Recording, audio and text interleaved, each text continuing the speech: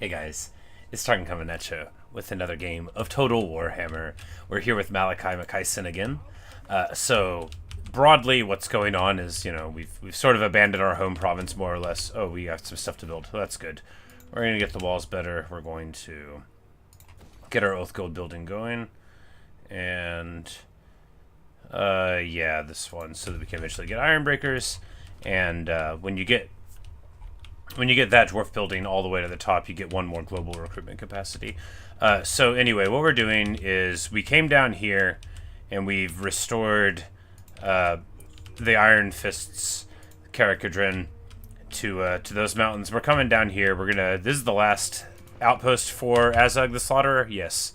So hopefully we're gonna satisfy a bunch of grudges here.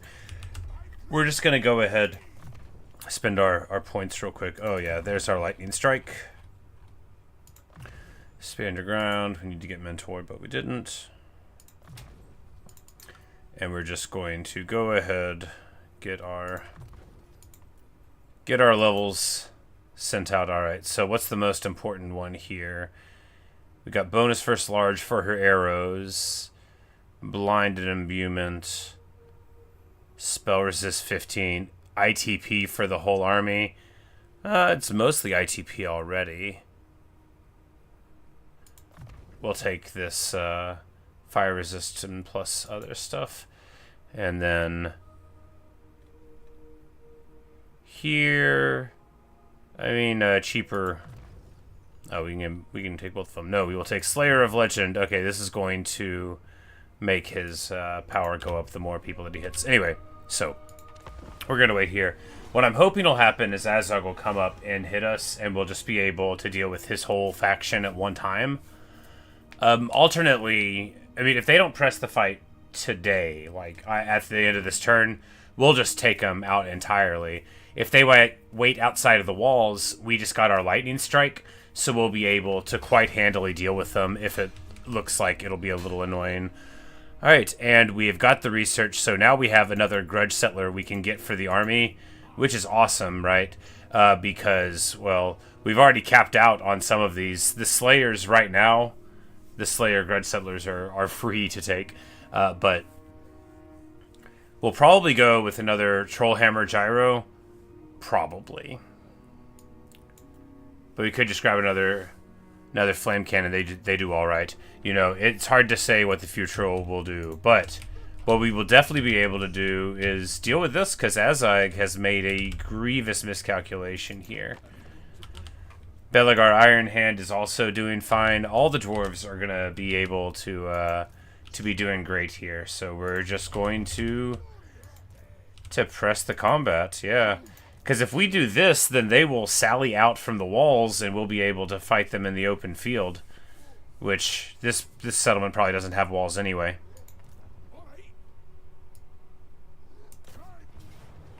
Yeah, this will be better.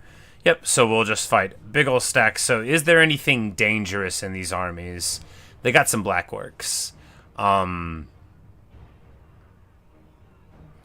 Yeah, I mean, they have a lot more guys than we do, but we're still going to be fine. We could lightning strike, but that wouldn't be practical here. All right, so we're just going to go ahead and go in. It's probably going to go, like, quite simply for us. We have all the power, right? We recently got a hold of the Skyhammer Squadron, which is super strong. They shoot really well. They do good work. And it looks like our opponents they're going to be coming onto the battlefield with their reinforcements. Just the one guy. Okay, will be coming down that mountain pass. That's pretty funny stuff. Yeah, so we want to go... Like, if we have this on our flank, then they'll have to come right here through the trees. And we can just stack Slayers up, and that'll be fine. That seems good, because we can just, yeah, we can hold this whole area. You just You want your artillery to be able to shoot, because if not, then, you know, what's the point of artillery at all? Hello, Evan. But we're just gonna set this up real quick.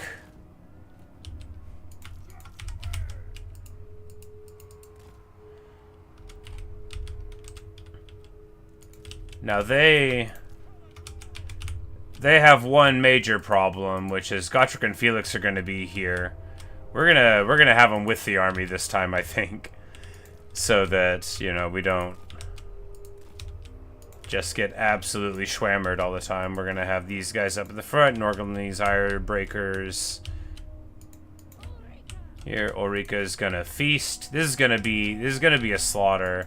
It's gonna be great. We're just gonna have the iron breakers right here. Yeah.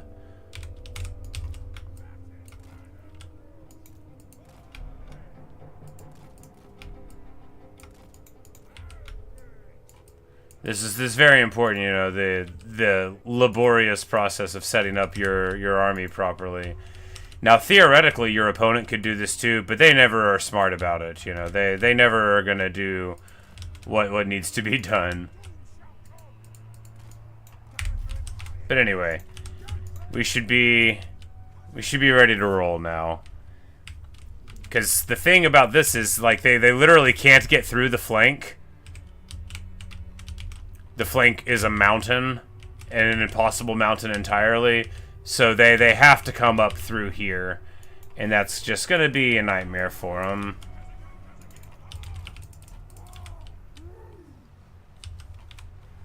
My strongest person, this guy's called Gotrek, and he's a big ol' hero. He's a dwarf, and he carries a big axe, and he's really, really good at fighting our opponents. Our artillery is shooting into the trees. We're just gonna let it happen. The reason for that is because I'm, like, so incompetent that if I try to stop it, it won't work. Are they trying to go around? They can't go around. They're gonna try to, like, flank all the way through the trees and then have to go right here.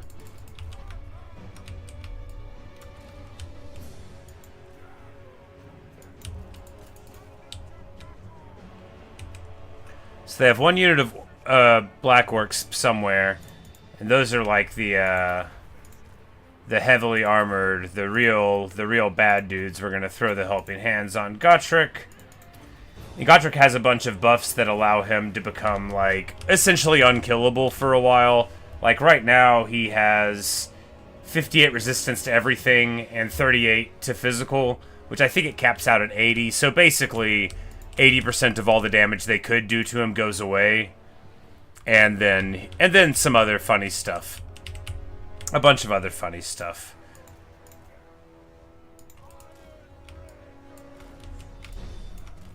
Oh yeah, they're gonna run up here into the Dragonback Slayers, who are very fire resistant, and then we're gonna have our flamethrowers in the back, and now we're gonna throw in some blasting charges over the top. Awesome, feels good. Alright. What we want to do now is give some fire support to this side by, or rather than not fire support, we're just gonna give some infantry support. Fire support comes from the air. We're gonna come around the back here with our artillery. We're gonna drop the airship. Oh yeah, that's right. We have an airship.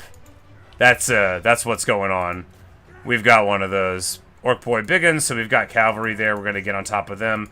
We're gonna get the Skyhammer right over our hero blob here, and now we're gonna drop some bombs. You're about to see all of their guys just disappear. It's gonna be awesome. Give me some more. Oh yes. Oh, yes. Boom, baby. You have 5 bombs. They do so much damage. We just crumbled that whole position. And they do, like, almost 1,000 damage each. They really put the hurt down. Our airship is actually getting shot up really badly. That's fine. No matter what happens to it, it comes right back.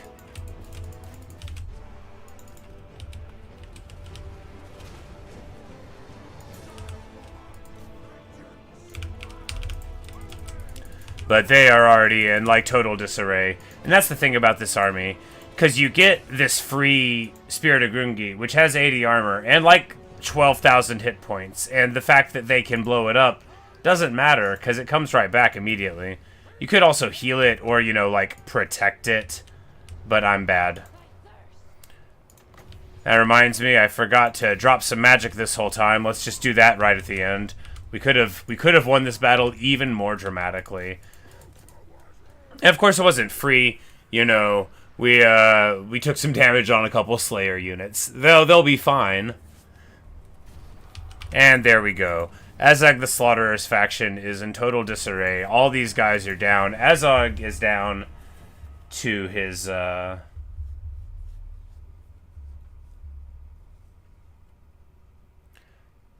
0 settlements. So we're about to satisfy the grudge for real. I think we'll get like 2,000 grudges. Every dwarf in the whole world is mad at Azog the Slaughterer. And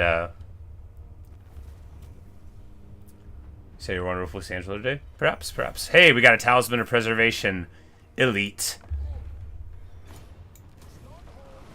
So Talisman of Preservation is an item in the Talisman slot that gives you 18% damage reduction, and that's 18% to all types of damage, spell, magical, whatever. We're not going to put it on Malakai because he's like very safe. We're going to put it on Garagrim Iron Fist. No, we're gonna put it on Felix. Garagrim can take care of himself. I mean, Felix is probably... I'm like, no, you know what? Felix has 115 armor. Well, we'll give it to Garagrim. He's already got his potion of healing. There's so many good items that I don't have yet, but we're about to... Probably about to... Wait, I can just throw this on... Oh my goodness. I had this thing... And I guess he can get now bonus versus large as well. Well, you know, I should have looked there. Didn't even think of that. Oh, Gotrek can't get it. Okay. Anyway, so an excellent battle. We're gonna take Mentor. That sort of like shares his experience with other people. We're gonna take more damage. We're gonna take the ability for hugely boosted damage. We're gonna take spell resist, which is awesome, and then cheapness, and we get closer and closer to basically having a free army to run with. Now what we want to do now is give this settlement. Can we give it to you? No, not yet, but we will sign a non-aggression pact with our friends Belagar Ironhammer.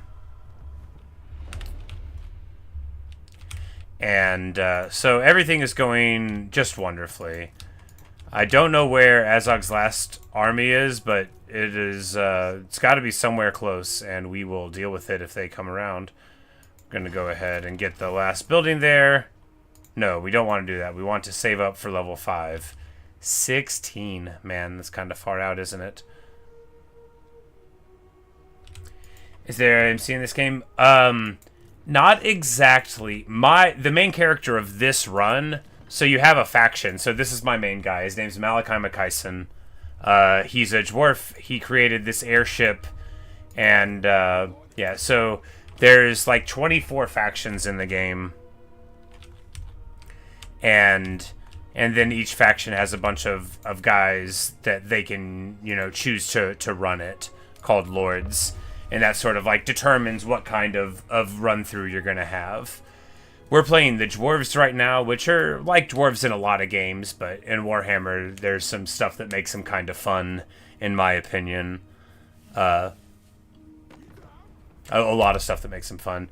Friends wants a non-aggression pact, and I'm going to sign it with them because, you know, there can be peace between men and dwarves. Alright, so we're just going to auto-do this because those guys, you know, really weren't worth taking the time to kill. Maybe Azog went to fight someone else.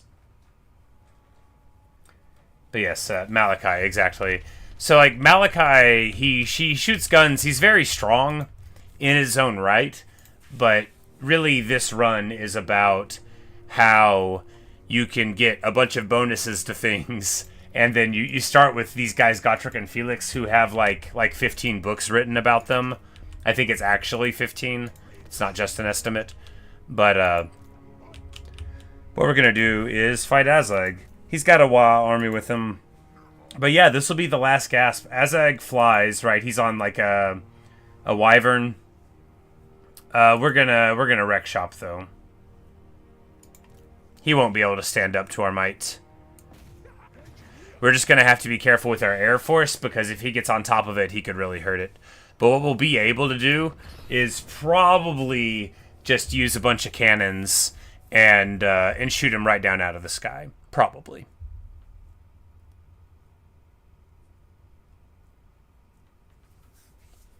It's gonna be a normal little map. We got an open field to cross. I can't tell from the thing if they're gonna be... Oh yeah, they're gonna be running uphill. This is gonna be just fine.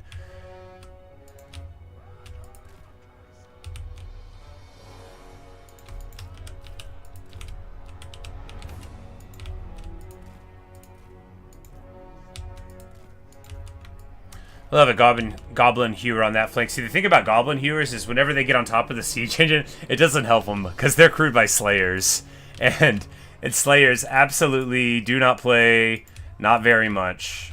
They are not known for their senses of humor, although they are hilarious.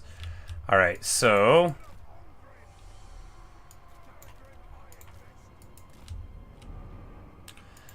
it's sort of a scant front line like always, but they're not going to be able to get through it, right? Right.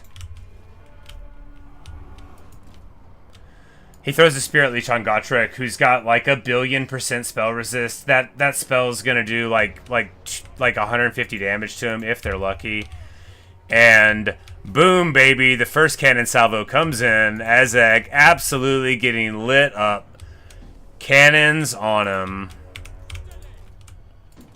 And I'm gonna send our Air Force to shoot, because if they're gonna try to wait any amount of time with Azag here, we're just going to light him up. Oh, he juked it. Now the powder comes in. This is what Azag looks like. He's got a sick crown on. He's got glowy little eyes. It sort of like gives him vampire voices in his head. But anyway, this is the fate of those who oppose the dwarves. He's not even going to get to fight anybody. He's just charging straight into all the artillery. And now he's gone. Anyway, that's really living. That's how it's done.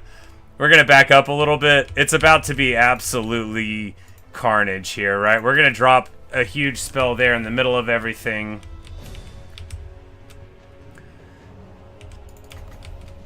And then throw a huge pendulum down there. They're basically not even gonna get to our lines.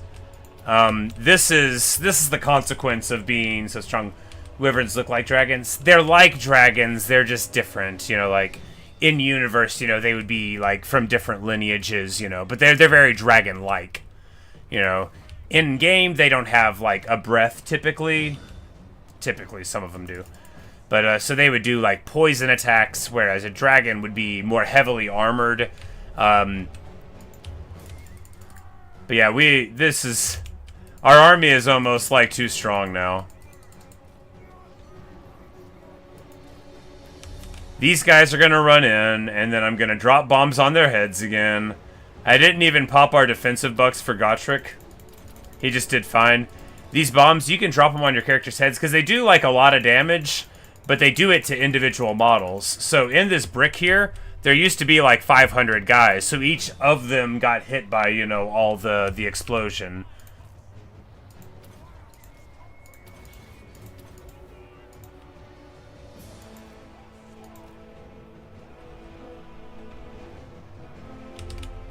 Gotrek's weapon streaks up to a freaking 1,000. Amazing. We're gonna go ahead and get some more ammo on the bombers. So the Skyhammer Squadron can fire while moving, which is incredibly good for flying like essentially skirmish cavalry with ranged weapons, because they can chase things down.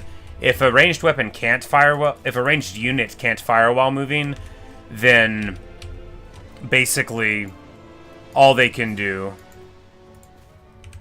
is they have to get into a line before they fire, so they spend a lot of their time not firing at anything. But yeah, their reinforcements are streaming in. They weren't all on the first battlefield. That's how it works, you know, since he had like a reinforcing army essentially. And one of our abilities with Gotrek makes it so our opponents take a little longer to get out on the battlefield, which of course lets us beat up on them heavily. And we forgot to even pull out our airship. But yeah, you can see that like one of our cannons is like, oh, it turned that way to shoot at something, so it's out. Yeah. Hello, local noob. Hello. Yeah, it's either wyvern or wyvern. I don't know. It's a made-up word. All words are made up. But yeah, so super awesome. Azag is dealt with. He was a menace. He was actually maybe going to deal with everyone, but no longer. So the Skyhammer Squadron with 233 kills, doing great. But yeah, but this is basically how our army operates. No matter what, we use something up front. Like, we got some unbreakable guys. You have just like a handful of artillery that do 1 billion damage, and you isolate wherever, you know, your most dangerous foes are at early. We're going to take the Oath Gold in the treasury, because we need to amp this up to, like... Oh, we get 30% spell resist on the Lord for beating Azag. Dwarves already come out of the box with something like 35. Yeah, Malakai now has 80% spell resist. So basically, you know, there's wizards in the games and they can cast spells at you. So now, you know, for every 500 damage, they'll do 100 to my man Malakai. Good for them. Alright, now what we want to do... So to restore the High King, he's lost Karaz Ankor, his original hold. So we're just going to go down there and punch these orcs and gobos in the face. That is what we're going to do. Now, we also have Malakai's adventures to go on. We can go on the one here to fight the Chaos Dwarves, even though we literally haven't fought any Chaos Dwarf armies yet. It might be worth doing. I don't know if we want to do it right now, just because our army's a little bit beat up. But it's just one Slayer. Well, so next turn, we're going to go underneath the map here. Then we fight that guy, and then we'll run up and, yeah, it should be fine. We already moved this turn, so we can't go underneath the mountain. Yeah, we'll just move up here. We've got room for one more grudge unit in the army, and I think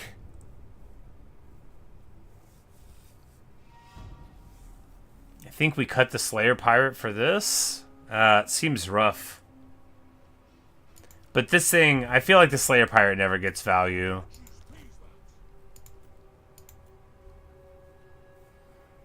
And these Trollhammer, they always get value. They always get value. They do so much work. Yeah.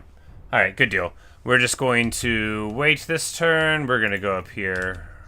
Now, of course, they do have guys that are around, but we have a huge garrison here. So we're just going to keep on stacking it and, you know, not caring about the other holds.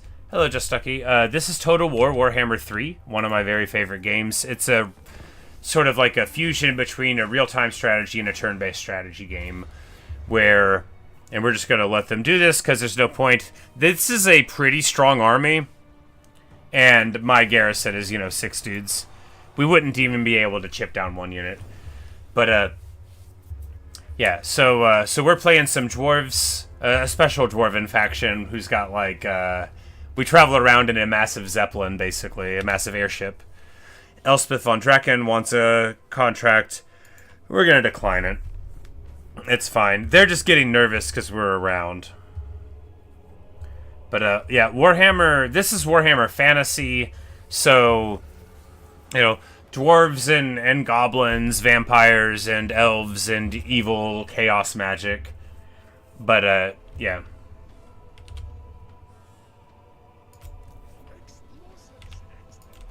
We're just gonna go ahead and we want to fight this army, which is actually gonna be kind of a big army, but we want to fight them. They were for this thing here, so when we fight them, we'll get Vanguard deployment for the Goblin Hewers, which is pretty nice, because then we'll be able to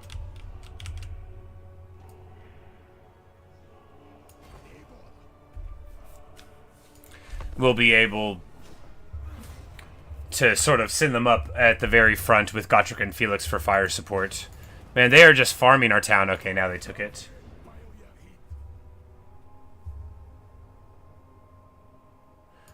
Costleton, I'm not going to sign this with him, and you know why? Costleton used to be my military ally, and then he turned his back on me, which a dwarf never forgets. Ever. It's going in the book. What do I play on stream, not on stream? So, alright, new Age of Reckoning, we get some more Grudgebearer units.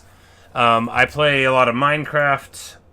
I play a bunch of different games. My most played ones are probably like Minecraft, and then I play Geometry Dash, sometimes not a lot. I have been playing Hollow Knight and Subnautica lately. I played Fallout New Vegas and Red Dead 2 and Oblivion. I play a lot of different stuff. But yeah, I basically only play on stream. I stream just about every day of the week, so it's just like basically anything I play on the internet. I played a bunch of Hades. I play Celeste every now and then. I love Celeste. Anyway, we're going to do this battle.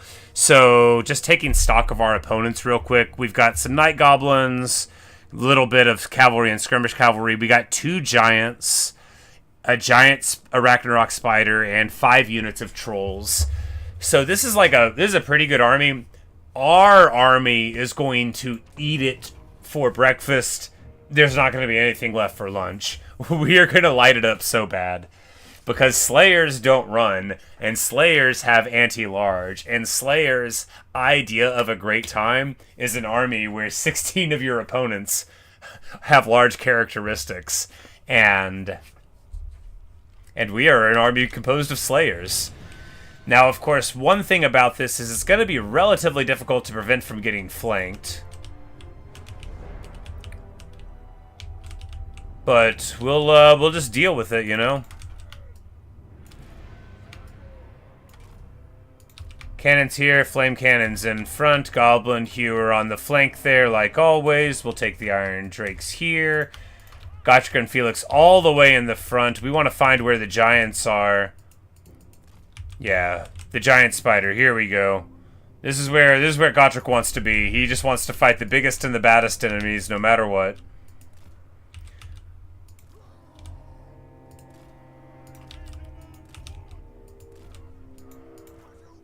And we're gonna have the Brother of Grimnir. We're gonna quit like with this passive playstyle that we've been doing too much of, right? It's time to start to be aggressive. We're gonna be Slayers. We're gonna feast. Of course, some of us are gonna have to stick back because some of us don't have Vanguard deployment. Garagrim. We're going to take this one over here, so that way we're going to split up our sort of air support a little bit.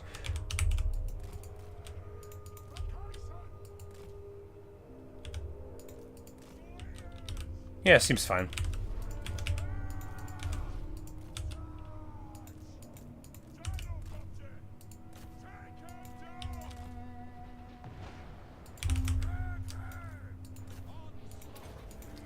We're going to throw a helping hand on immediately. Caragol activated. We're popping all of the buffs. We just want to get in.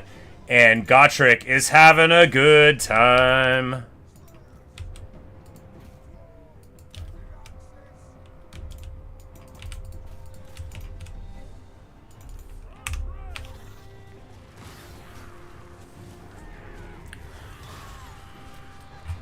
They are partying. Gotrek is smashing people with his hammer. Felix right next to him. Oh yeah, it's a party. You can see the troll just falling over. Oh yeah, get some! And that's the problem with Warhammer, is it makes these awesome fights, but it's like, you can't look too long, because you have to be like, oh wait, what's going on here? Are my guys alright? We gotta... You get too into the cinematic nature of it, and you're like, okay, are my lines compromised? You know, what am I doing? Alright, and that's exactly what's going on here.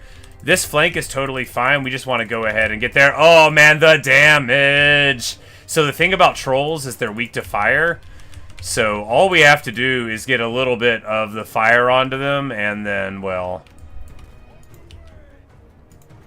just what you would think would happen, would happen. We're going to get the Skyhammer Squadron to get some fire support in this direction. And they are already crumbling super hard. Pop the Vigor, pop the buff. Oh yeah, execute.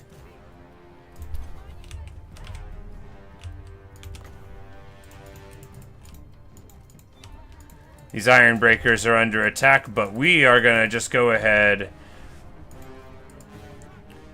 and get on this giant. These Slayers have been chasing these chariots all over the map, you know, and it's even working for some of them.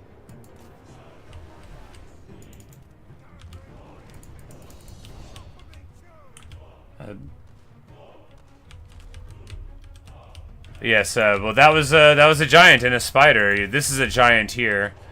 Warhammer is full of interesting beasties. This guy is just covered in blood. Do I have a Discord? No, I do not. I have like a personal one, but I don't have like a one for the channel or anything. I'm really bad about answering messages and that kind of thing. Like, I don't use a smartphone. For example, like, so I don't really... It's like, I don't want a place where people might want to think they can contact me and then I never, ever, ever look at it.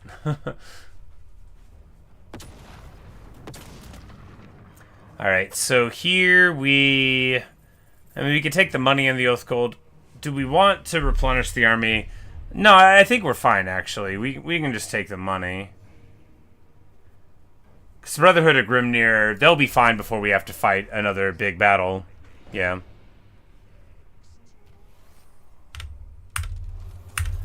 And we finish that up. We do want to go ahead and do that. We're just going to auto-resolve it. Because, well, you know, because it would work. Now we'll resolve the question that away. Getting all of our stuff.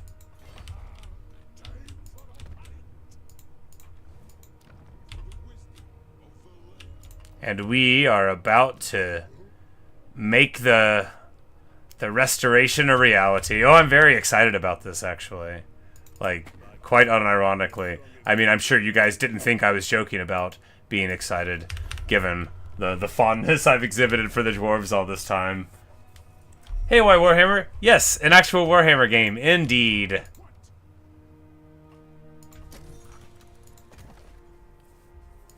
Alright, so... And then we'll take the Karak next turn. We'll worry about going on Malakai's adventures, you know, when there's not the realms to preserve. Alright, Vigor loss reduction 15? Yeah, probably. And now... So we either take, like, Yellow Line to make him stronger in combat, or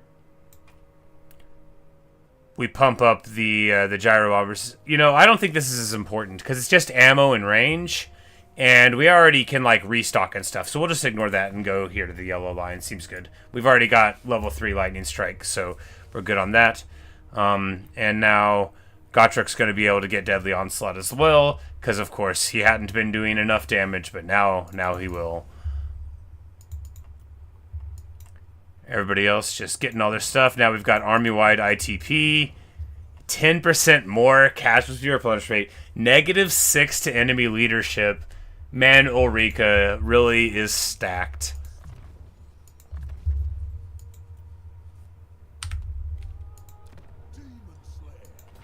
But now we finally, so we've got Oath Gold buildings here now. We're going to be getting 40 Oath Gold a turn. So every few turns, we're going to be able to get a very good item. Now, if you, like, play a normal dwarf build, like, where you actually preserve your hold and try to add to it, then that's a thing that you would always be having going on, is, you know, more Oath Gold access.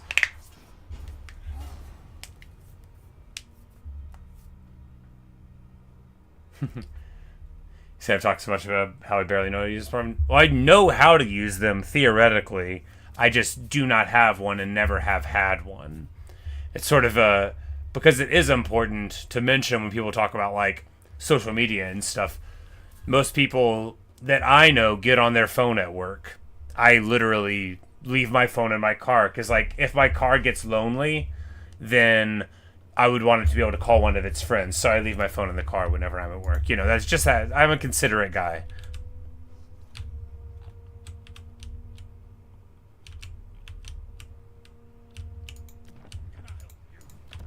Who are these vampires at war with? Elspeth and the Deceivers. Well, you know, we will be dealing with the vampires before too long. We haven't even incurred that many grudges by them. I guess they haven't been messing with dwarves that much, but, you know, we still have an adventure to mess with them. But for right now, it is time to return Karaz Ankor to the High King. But first, we have to win the fight. That's not going to be too tough. It might be a little tough. It shouldn't be too tough.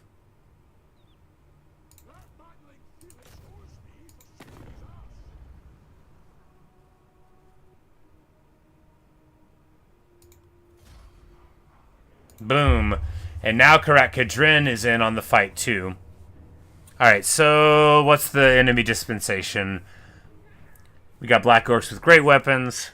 Oh, right, because now there's a variant where they have shields. I'm like, with great weapons, that's just a normal black orc. Things change. Alright, we've got a little bit of artillery. We've got a little bit of artillery. We'll have to watch out for that. That's armor-piercing anti-large bolt throwers, so they could actually put a hurt on the gyros if we're not too careful. Yeah, we're just gonna do what we normally do and put a murdering on.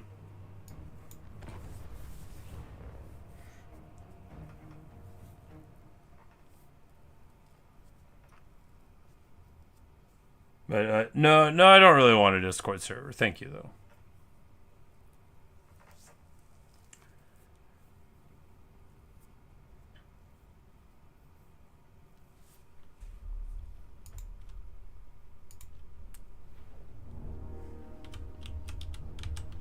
Alright, so what do we want to do? If we fight over here, it'll be light once we're in combat. Sometimes you can just sort of walk around the walls and see if one is weaker than all the other ones, right? So the white icons are for towers. This wall has just 2 towers, and so this wall here has, you know, like 4 towers on it. But this one just has 1 here and 1 here. Because there's the icon, but you can also see if they're physically on the map. We could go over here, but that's a 4-tower block, and this is another, yeah. So you can usually see that one gate is going to be better than all of the other gates to attack.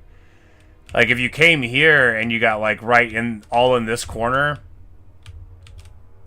then maybe none of the towers would hit you at all. You know, maybe we'll do that. No, we can't deploy there. That's because that's outside of the deployment zone. That's why it's such a good place. Anyway, so there's a couple things you can do with towers. We're gonna do one of them, you know, which is just shoot them with cannons, basically.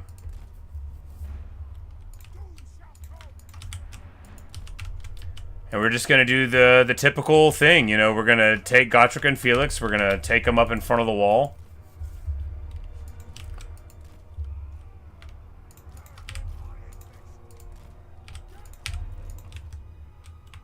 And this, of course, as a siege battle, is dramatically different to most of the other stuff that you'll do. Because now, your enemy won't press the battle. Now the enemy won't try to flank you.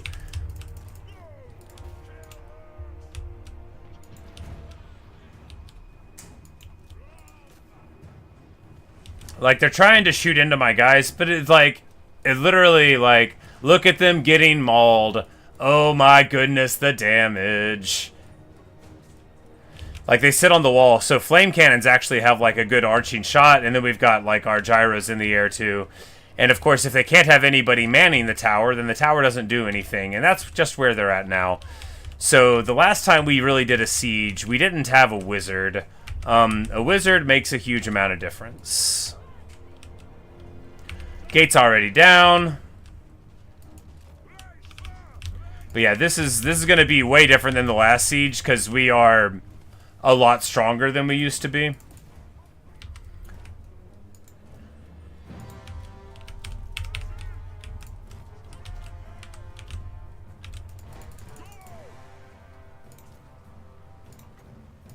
going to go ahead and get the extra ammo going out.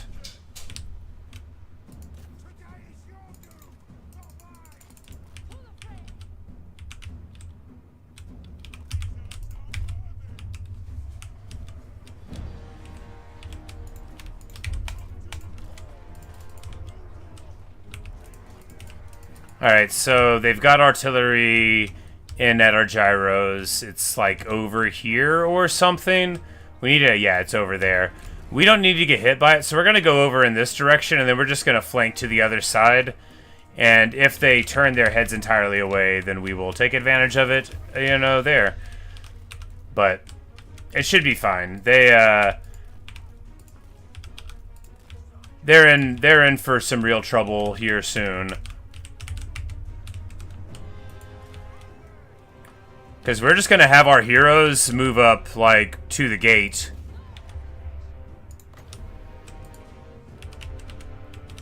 But, not to the gate, sorry. We're going to have them move up here and, oh, yeah. Trolls coming in. They knock Garagrim down, but now Gotrek's in. The squigs are charging around. And, of course, because of Felix being around, everybody is, like, regenerating once we're in combat. Gorgeous. Now we've got a big clump of things, and it's time for a pit of shades, baby.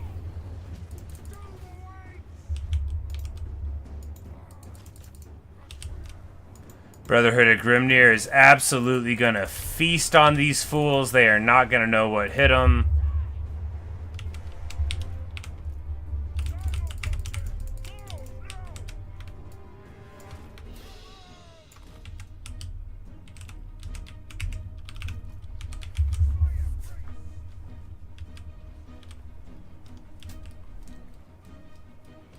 Hey, 2000 Gibby. Oh, wow, there's so many people here now.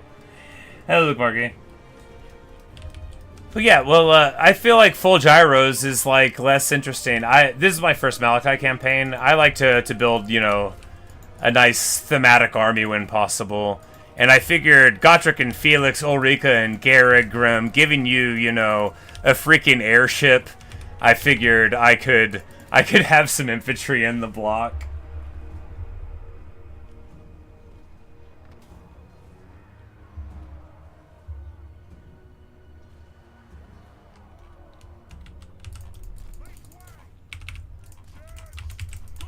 Alright, so those dwarves totally feasted on the trolls. They shattered them. Oh yeah, they still had 12 units left remaining. But, you know, the shock damage was just too much for them. We're going to come in here from behind, swing in, and pop these flappas. Alright, what's going on here? Oh, we're in with the Blackworks. That's what's on here.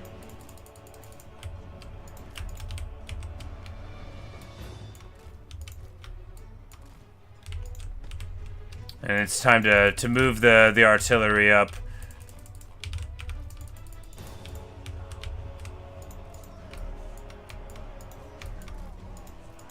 Of course, I don't have any, like, proper, normal, ranged weapons to shoot, but we've got plenty of this. Oh yeah, and now their lines aren't crumbling. That's the thing about having like a terror route on characters. You know, let's put the Brotherhood of Grimnir here in number 2. That way we can get some real work done.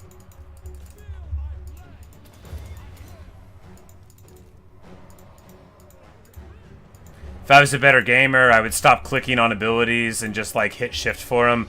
But y'all know me, I'm not a better gamer. I'm just who I am. I'm just a guy who's about to drop an airship on top of these artillery pieces. Get wrecked. And our air support from behind here is actually kind of wonderful. Oh man, look at the damage! You're just minding your own business, being a goblin, thinking things are fine, and then before you know it, Malakai Makaisen shows up like a big old hero. Alright, let's see what we got going on here. Artillery moving to the front still. Everything's cool here still. That front totally collapsing. We move these guys down there a little bit. These guys up here a little bit. Still got to take that. And everybody is stuck because of barricades. Everybody's stuck because of barricades. That's a thing you got to watch out for in a siege. You know, your guys aren't very smart. Oh my goodness. This... The Trollhammer Torpedo Grudge Bearer guys, like they do some good damage, but man, this I guess maybe I'm just confusing their damage with other stuff. Maybe it's just the leadership is getting chunked everywhere, and I think they're doing all the damage. But oh yeah, so it's like they're fleeing, and then this is actually kind of excellent, right? So they get terror routed, they're running, and then they're running, their backs go here, they're trying to run down, and then we just have this devastating fire from the top. No way for them to do anything about it. Of course, our artillery barely did anything, but that is the breaks. You say, how did I handle the bazillion enemies I start surrounded by at Crack-a-Drac? Oh, very well, I think. So immediately taking out, you know, the great Exalted Great Unclean One, taking care of those businesses, blocking that down. Then what you want to do is make a beeline for Throt at Hell Pit. You take him out. I did it clumsily. This is on very hard, but with no battle modification. I did it clumsily where it took like a little longer to finish it off than I wanted. But you give the lands to Constantine in exchange for a military alliance. You do this very quick. Then, when Throg turns on you, you have Constantine to back you up. Because you're dealing with Throt, and then he can deal with Throg, which is like basically what's still going on there. I just have like a lord with a bunch of miners holding down the home front. And I have like moved down. I saved Karakadrin. We just took out Azag earlier in the stream. And now we are returning. This is at Karaz Ankor. We are restoring the High King right now. I'm super pumped about how this is going. It makes me feel so proud to be a Dawi.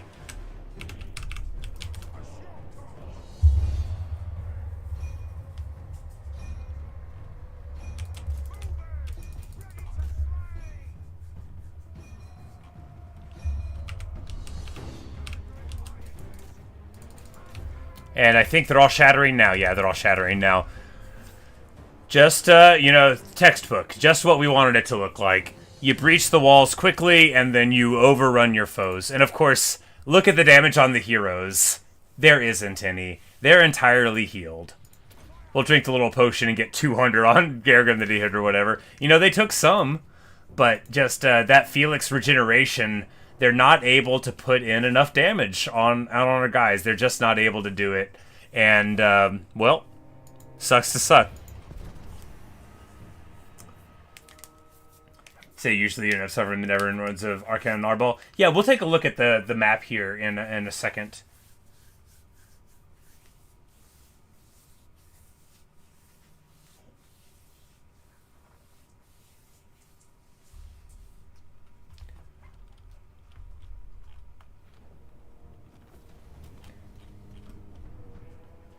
All right, yeah, so excellent. Most excellent indeed. Karaz Ankor.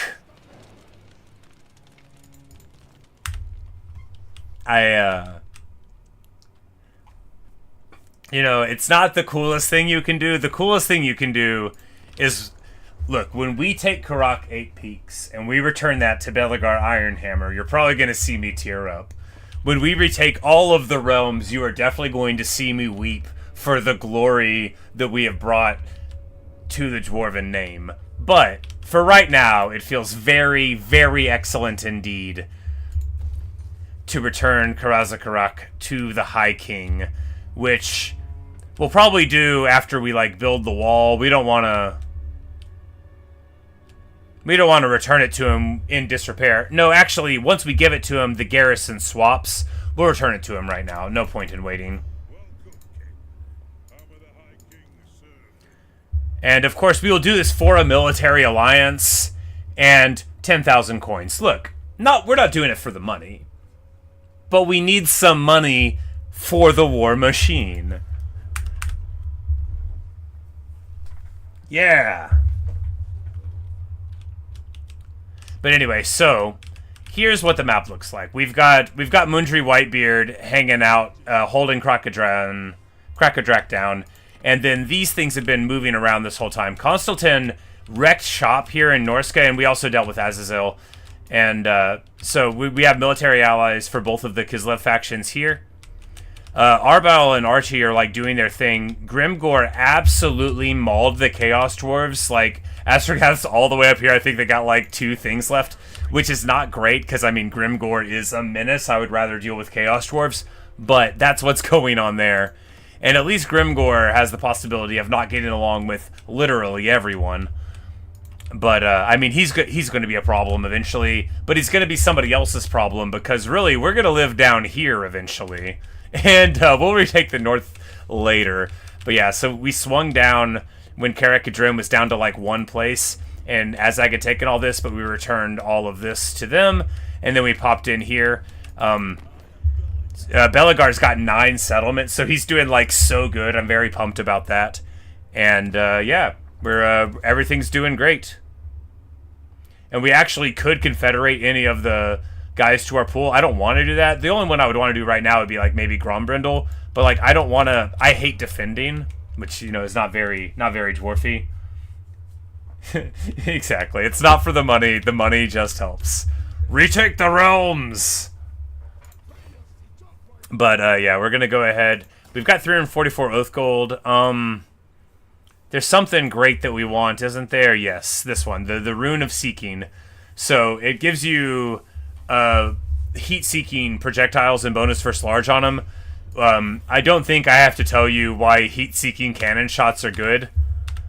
They're not as good as like heat-seeking organ gunshots, but they're still real good. So we're gonna do that. Which my artillery is not like as obscene as it could be, but it's still pretty nice. It's an ancillary, yes. And you can get 3 of them. We actually, well, you can't put them on grudge settlers, but we also don't have any extra ancillaries, so that's fine. All right, do we want more ammo? No. Do we want reload time reduction? Yeah. Malakai hits really hard with his ranged weapon. It's kind of nice. Rune of Grimnir. No, we could wait on that. It's not that important that we get more missile resist. Dwarves are. You have to be delicate how you say this. Dwarves are short, which means they're difficult to hit. Which means they're difficult to hit with bows and arrows, and but you have to be very careful about how you say it. Like maybe not to their face. But short.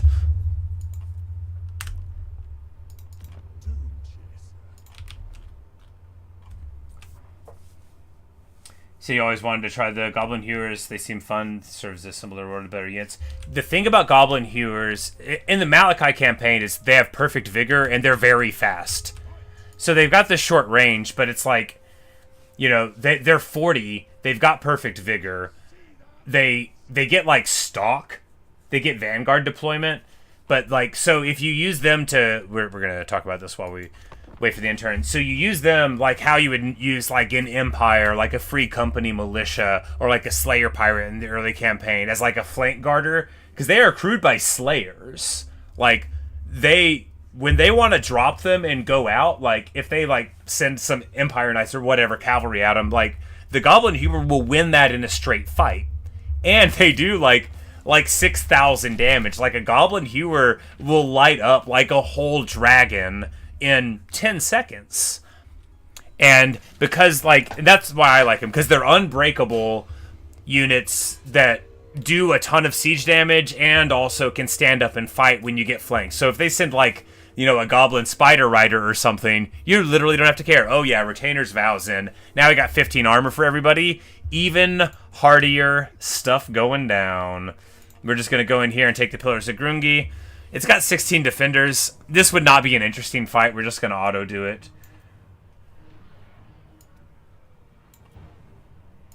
I guess we can get bonus versus large again and homing projectiles for the Goblin Hewer. Probably be pretty funny. But we're going to auto-resolve this.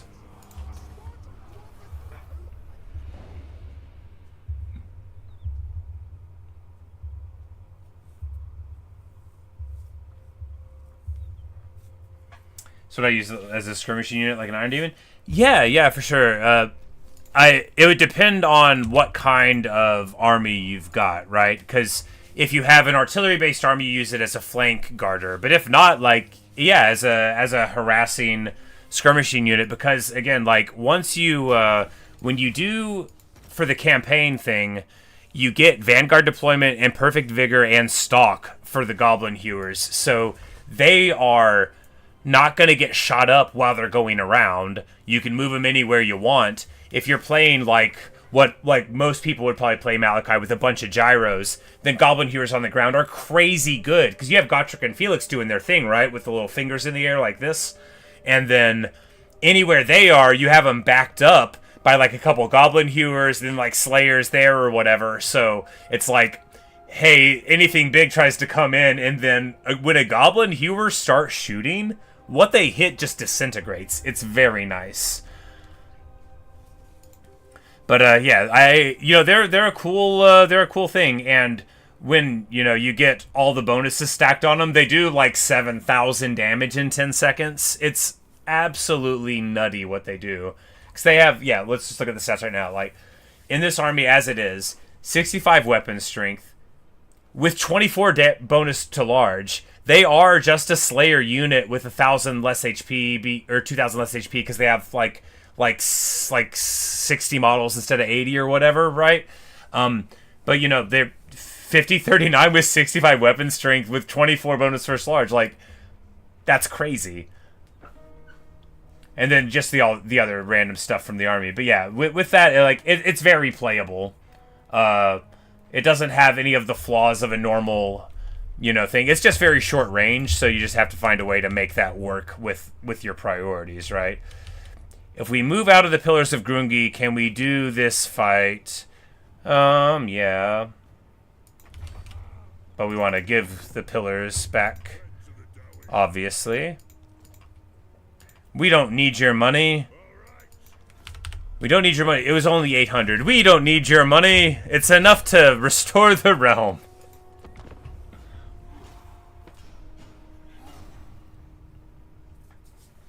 The main reason the gyros destroy effective for Malakai is that all your natives don't generally have much range if you kill throw. Yeah, for sure. Well, also, the more of your army that's in the air, if you don't have anything vulnerable to, like, getting charged or flanked, then you can just, like, sit Malakai in the tree somewhere. Ranged skirmish flyers are nutty. They have AP, you have multiple sources of restock, and Gotrek and Felix are just a joy to use.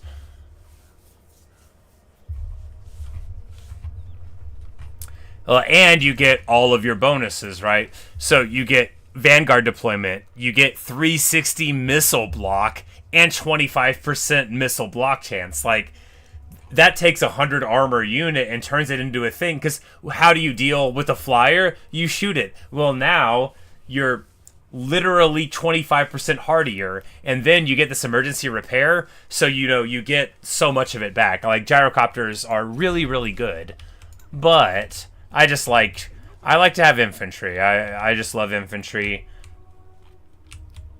Alright, so what we have here is a problem. Clan Rictus.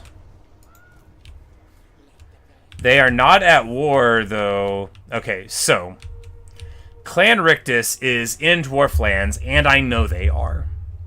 They are not at war with any of the dwarf factions. They are at war with Skarsnik. So I think what I do is pretend I don't see them, prosecute the fight with Skarsnik to its logical conclusion. It might be over, huh? Is this their last place? Okay, yeah. Skarsnik's about to just lose. Well, in that case, I should be the one to strike the final blow. No, we can't get there in time. Well, you know what that means. It's time to do this Chaos Dwarf story battle. That'll be fun. Hopefully it'll go well. We'll take this missile resistance. Nah, who needs it? We'll take more defense.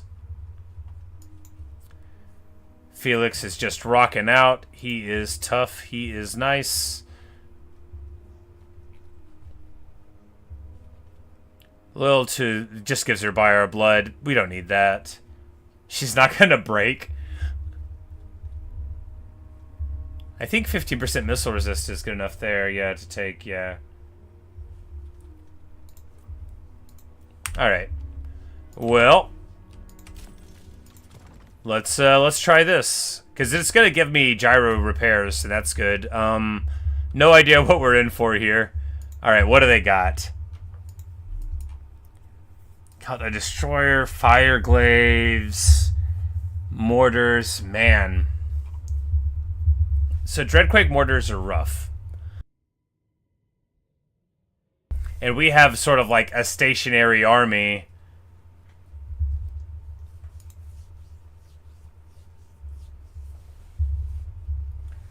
Treacherqueek, I think Queek, right? Because I think restoring the rest of the realms here is more important in the long term, and also if we go for Tretch, then we have to deal with Grimgore potentially. But if we just push down further here, what? I mean, like, because I think that old why can't I think of his name? The big red guy. I think he's on the back foot. Skarsbrand. I know his name.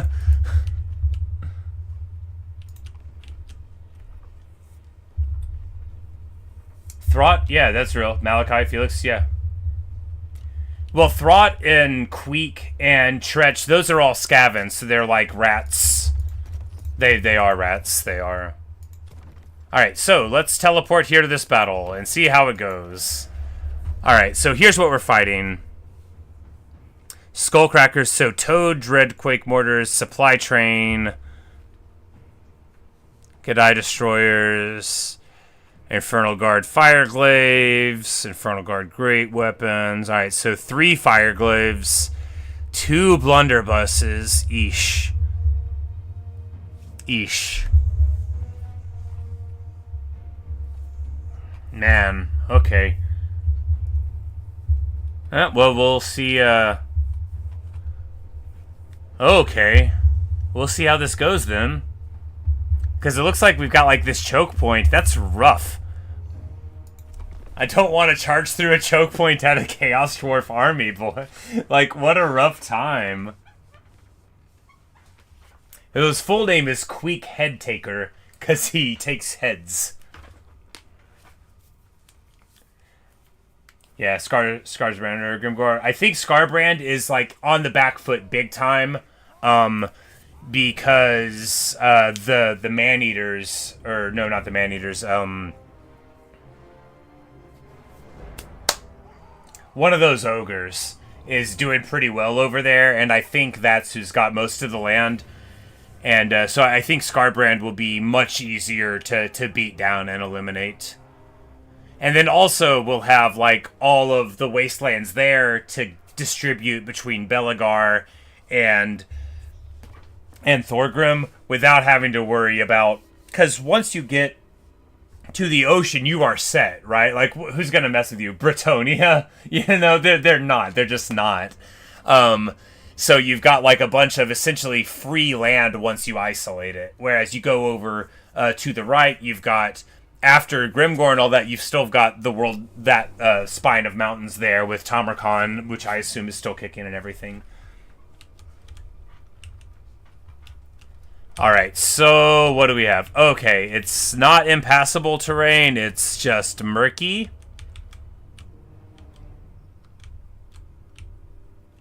Alright. I think the move is to Gotrek and Felix into the front, like right here, and then just charge in, and then maybe we can distract the Dreadquake mortars. And then we'll have these flying on this side, and then we'll have all of our... Yeah, because we can just have the cannons there. I am hesitant. Look, you don't want to be in an artillery duel against the Chaos Dwarves, but you don't want to get shot by them either. So if we just put the Iron Breakers in this tree line right here, and then both of the Doomseekers here too, and then hopefully we can just like jump right on the back of them. I don't know. It seems dumb.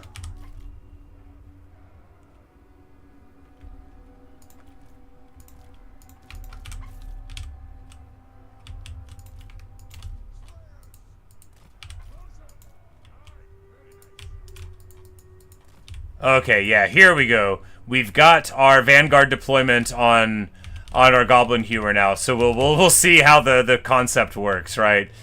So we're going to be able to... We're going to put the Goblin Hewer right here, and then we're going to charge up and try to hit the borders right in the back. No, we're going to put it right here. Yeah, this is better. Yeah, what do they want to be in the trees for? They don't. We're going to put Gotrek and Felix right here. We're going to charge up, and that will hopefully make all of their army turn around to us. The Dreadquakes don't have ammo? Oh! Oh... I guess I was supposed to read the mission statement. Okay. Well, I'm much less concerned.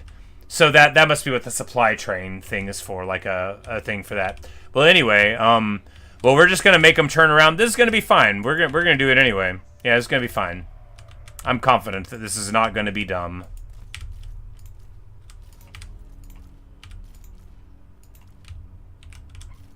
And we're just going to leave the artillery in the back and think that they probably won't do anything about it. Boom, baby.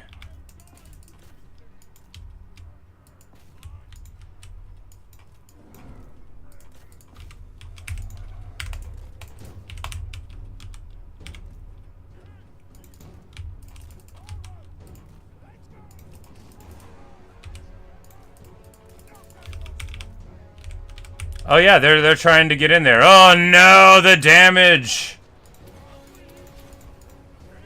It'll be fine. He'll be fine in no time. It's just a scratch, Gotrek. You're okay, buddy. Oh, look at that. Alright, so that's what a Goblin Hewer does. It just deleted that thing.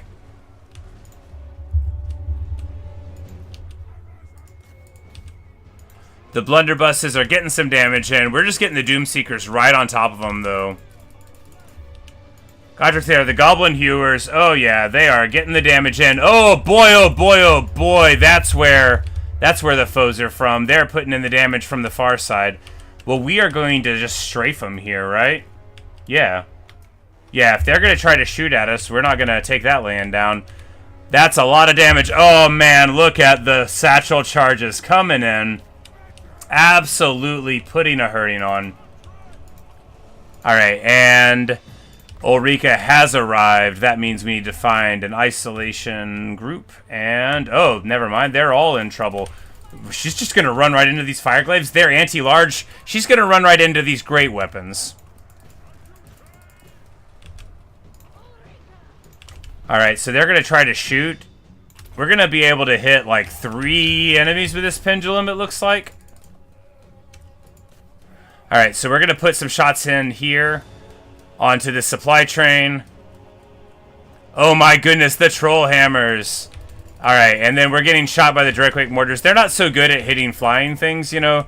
They're great at hitting things on the ground and messing up those things. Oh, monstrous impact works when you're on the ground. That's a bit hilarious. Alright, these trollhammer torpedoes are lighting up the supply train, though. Alright, we're just going to go ahead and pull in the Spirit of Grungi. Oh, yeah, this army is totally crumbled. Supply train is down. The Goblin Hewer is getting its work done. Oh, yeah, it got 3,300 value. It probably did the entire Kadai Destroyer worth of damage. Alright, yep. And now we're going to, oh, it wasn't even the Dreadquake mortars that was shooting them, it was this Castellan. But, yeah, we're just gonna put in some huge damage here to these Dreadquakes, and... Oh, I don't even need to do this. I need to defeat the Sorcerer Prophet and his army. I'm gonna keep doing that anyway, because I don't want the rest of my army to get shot, but we need to get the Sorcerer Prophet, which means really... Just get Ulrika and Malakai shooting at him, and he should go down before too long, right?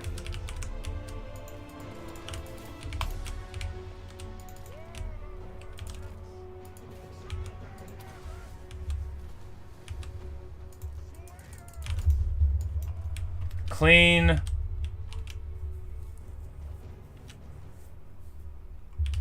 Yeah. No Scaven has a flattering name, it's true. Trech Caventail, yeah, I forgot. I forgot that was his full name. It's pretty funny stuff.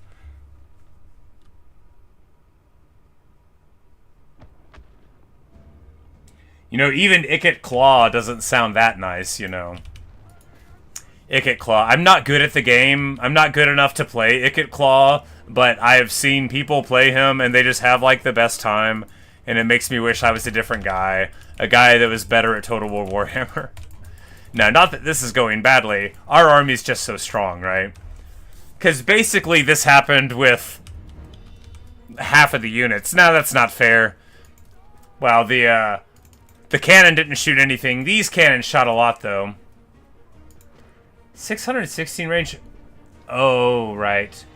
Because they can get in... The cannons have entrenched. The cannons have entrenched? The cannons have entrenched. And so now they hit 40% range. I thought it was just flame cannons that got that. I guess cannons have the dig-in ability too.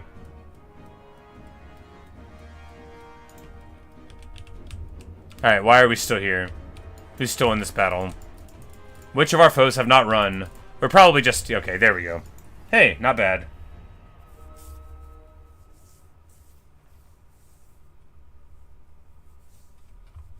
Yeah, Luke, you say you play as Skaven, you gotta accept that a Pyrrhic victory is still a heroic victory as long as the Skaven slaves are doing the line, yeah. Yeah, but that's the name of the unit. And the Skaven society, the rats, are based with, you know, they have slavery, they're terrible. They don't care about their own people at all. Basically, the in-universe explanation is the Skaven would absolutely take over the world, but they can't stop fighting each other long enough to do it. Basically, their evil will inhibits their ability to visit their evil upon others. We're going to take the Oath Gold. It's just like a turn of Oath Gold, but... Huh. Alright, so this is a special item. I've not seen this one before. This would actually be really cool. But I have a Winds of Magic user, so I'm not going to use it. So you just turn the Winds of Magic down to the lowest level, and, you know, it makes more miscast for your enemies. But we're not going to worry about that. We do get the Glaive Gun. We do finish this one.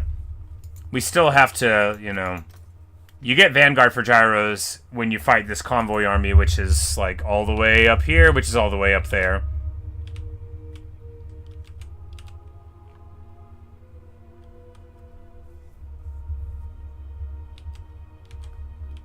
Yeah, indeed. Chaos are only the second most evil faction, for sure. For sure. Couldn't have said it better myself. Alright, so we're just going to pop in right here.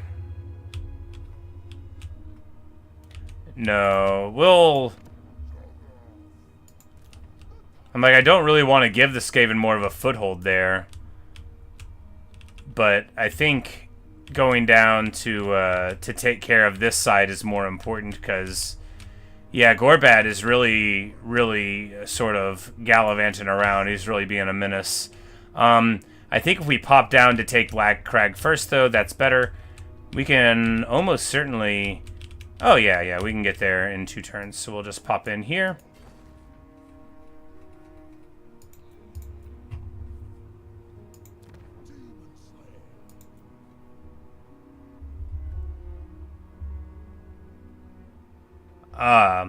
Cult of the Exquisite Cadaver. This is a Slanesh thing, so we're going to get rid of it. It probably... When you get those locations, sometimes they're good, and sometimes they're bad, and sometimes they're neutral. But you need to figure out if you want them to have it there, you know. We don't want to have a Slaneshi shrine in our hold, after all. No good ever comes of it. But we're going to be fighting Tretch Craventail before too long. My favorite character in this game? Oh, that's a hard question. How many streams have I done of this game? Oh, just a couple. Ah, well, it looks like Queek Headtaker is the one who wants the smoke. We will enter the war on the side of the ally. Gorbad. Oh, Evan, there are some names in this game that are so weird. There's one that I won't even, like, say, anyway. It's probably not the one you're thinking. It's this one right here. I hate this guy. I wish they never named him that. I just dislike the name very, very much. He's a cool character. I just hate the name so much. I don't want to get into it, but I do.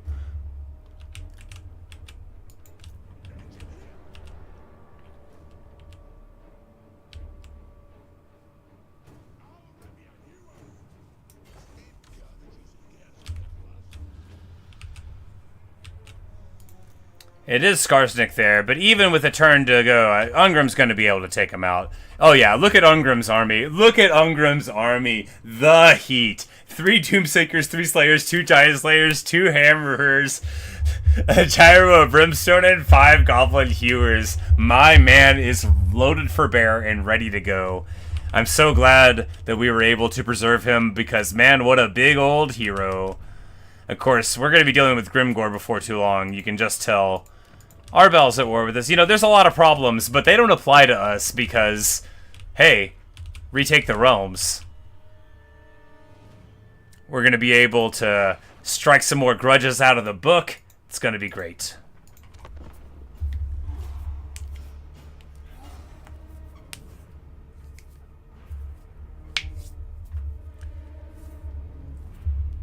Yeah, Evan, it's not spelled the same way, but it is the name of a guy who is heavily involved in a fascist movement.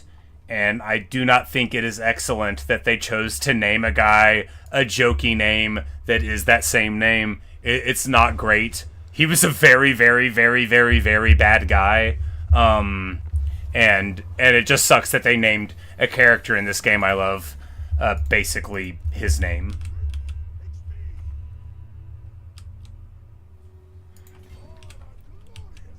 Yeah, you know, if it didn't have that going on, then it would just be any other thing, right? Okay, so are Queek and this guy allies? No, that's all that I need to know. Because if they could get all these armies together, we'd have trouble. Gorbad he's gonna wreck some stuff, but I'm gonna take Black Crag right now, and yeah, I'm gonna take Black Crag right now. Oh, yeah. This might be like a level 4. This is a level 3. I am probably going to keep Black Crag. It's got a gold mine. It's centrally located. It's not the ancestral land properly of any of these lords that are around or allied with us, and so I think we're gonna hold on to Black Crag for that reason. Be nice. All right, so we'll take always ready. We'll take. No, we don't need weapon strength. We'll take defense. We don't need defense either, but we'll take it. Defense on Gotrek, sure. Get 94 defense. Hilarious. 145 armor for Felix now. My man.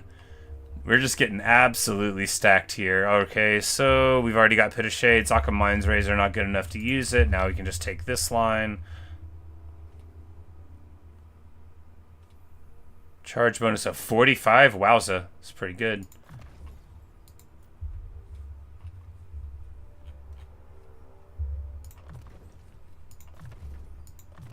But Garagrim is getting pretty stacked as well. 600 weapon strength out of the box. Yeah, he's now stronger than Gotrek starting out, and he's got that ability to where he gets stronger and stronger as the match goes on. Be funny if he ends up being more powerful than Gotrek once everything is said and done. Gotrek would never live that down. Alright, anyway. Time to end the turn and see if we still live. No, time to see if we want to buy any of this. Vanguard deployment. Well, that's good. Can I get it on something that's not a talisman?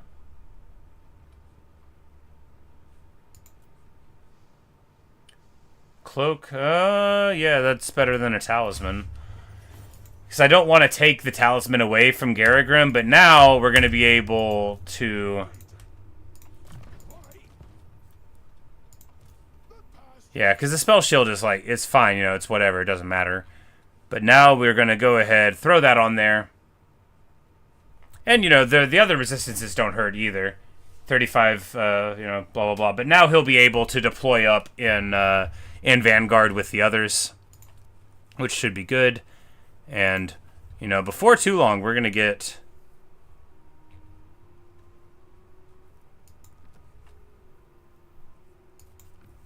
Alright, a bunch of corruption lowering stuff.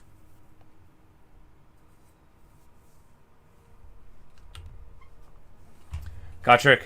Well, Gotrek is, like, the strongest. It's just, like, right now, this guy's stats are getting to be stronger-ish. I think Gotrek is still...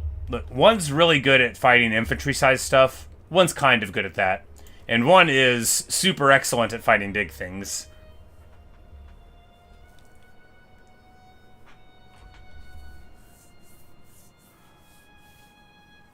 Initially, one of your Malakai companions for Ulrika took some of Unger's enough Aztecs. You never retake the rooms. Oh, no.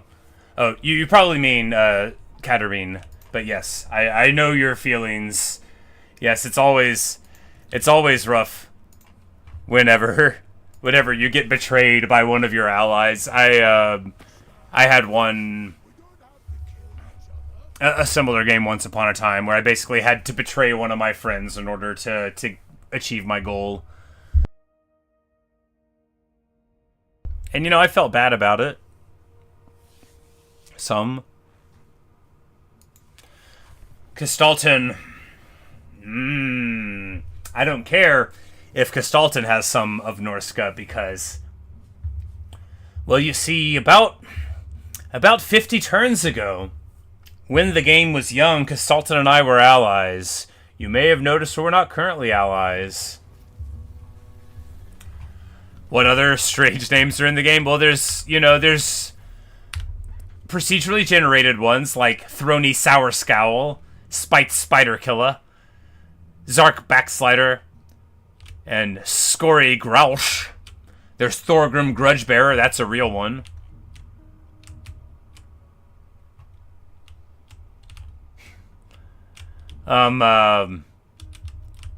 Like, yeah, we've already gone through most of the funniest ones.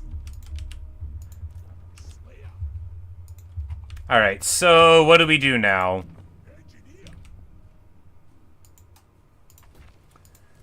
We move, like, right here and go into ambush. Now, if they try to walk around, we'll be able to pop them, and they're not going to be able to walk into Black Crag behind us, so we'll be good. And hopefully, we'll be able to get an army or 2 or 3 doing this. Gorbad, he's in the middle of a wall right now, so he's got like a full army with his army.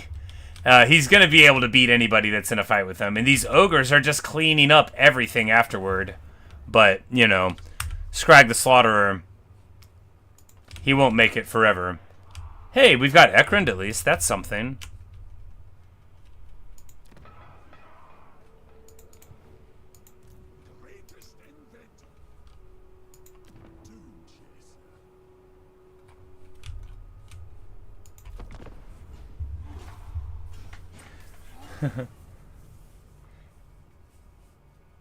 The strongest, yeah, the strongest fisher today. Yeah, it just sort of depends. The better slaughter between Azag the Slaughterer and Scrag. I mean, Azag, probably. Ogres being motivated by, you know, their desire for meat is less than your desire to be motivated by a powerful magical artifact. But yeah, Gotrek is canonically one of the strongest fighters. In game, you know, it sort of depends on what they're doing. And, you know, like they all have like a price point and stuff. There's a demon of Slaanesh, a greater demon called Inkari, who's probably the single strongest entity, but there's also this dude called Arbal the Undefeated, who's really strong. There's this guy called Tamarkon who's really powerful. Gotrek's thing is that Gotrek's only really strong once you get all the setup going on. Can you do multiple adventures? Yes, absolutely. Oh, we should start this one. So you start the adventure, and then you can start activating your stuff. So, hey, here we go. We're going to start this adventure against the Skaven. So now when we do random stuff, we're going to get our stuff better. Wow. You can get missile resist for the thunder barges. That's sick. 10 more bonus for infantry for Doomseekers, but yeah. So you can start them all at once. It just takes 5 turns in between, and you can complete the stuff. So like I did this Wood Elf and Vampire one. I haven't even fought a Wood Elf or a Vampire army, or I didn't even fight a Chaos Dwarf army. You can just complete the stuff, and you complete enough of it, and you can do it anyway.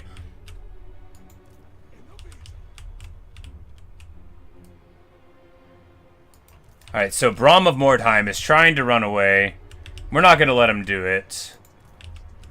We need to get behind this army, and then we can slide up and try to get some of them. I don't think they can get around to get to Black Crag, like, overnight. If they get there-ish... Yeah, they can't get there overnight. I could, like, grab a Lord and put some random things with them. It probably is fine. It's probably fine that I'm doing this. Because I can't get to the battle either way. So we're going to do this. This army is actually... Alright. No, you're joking. I'm like, what do you mean I can't get it? Alright, this is 2 armies. This is going to be rough. Alright, so what do we got to deal with? Avalanche mortars, rattling guns, warp lightning cannons. Oh, man, this is super rough. We should just do a lightning strike, yeah. Yeah, I'm like, man, I don't want to deal with those reinforcements.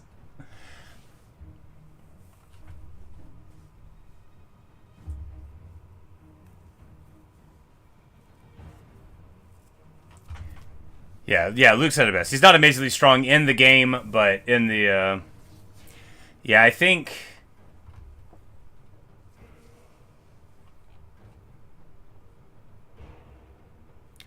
Yeah, I think we definitely don't want to fight this backup army with it. That's a rough backup army.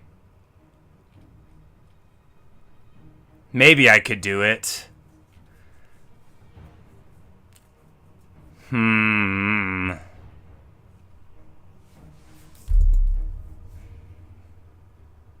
Yeah, let's try. We're not going to be able to press to the second one and get the fight. We're not going to get wiped out, probably. It's going to take them 3.5 minutes to get reinforcements. we've got a big wall in between us and their reinforcements, so yeah, maybe it'll be fine.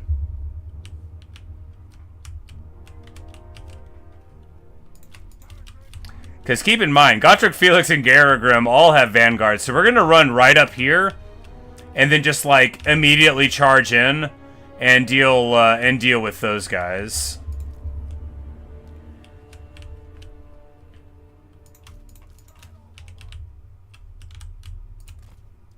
And then, yeah. So what we can do, we can set up here for the other side.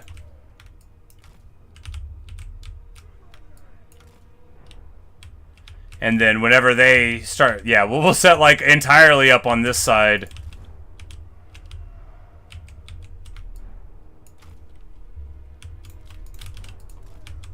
They'll either have to get out of position weird to try to get in damage on us, in which case we'll be able to deal with it, or whenever they come onto the battlefield, we'll just have our like gyro bombers and all of our artillery open up on them. Because we have grape shot on these guns, and grape shot like will really, really damage them. At least I thought I had it on the cannons. Maybe I don't.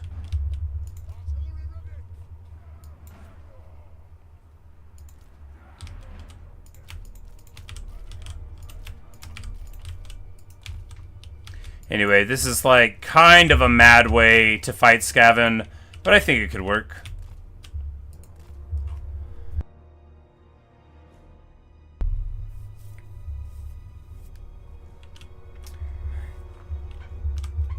Just okay. Well, I don't think that your estimation is accurate, so it's probably a whole lot of autoplay people, right?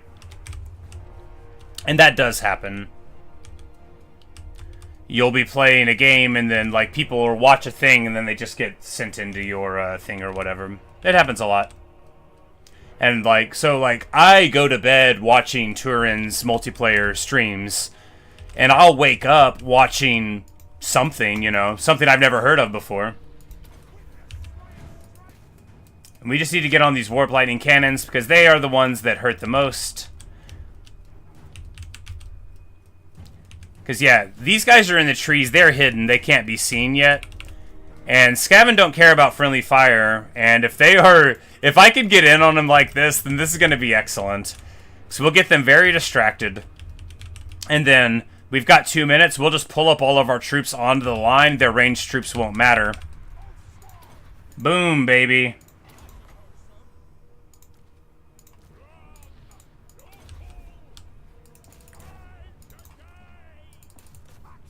Braum of Mordheim, and we are going to hit him with a truck. That truck is named Garagrim Iron Fist. Hit him, boys.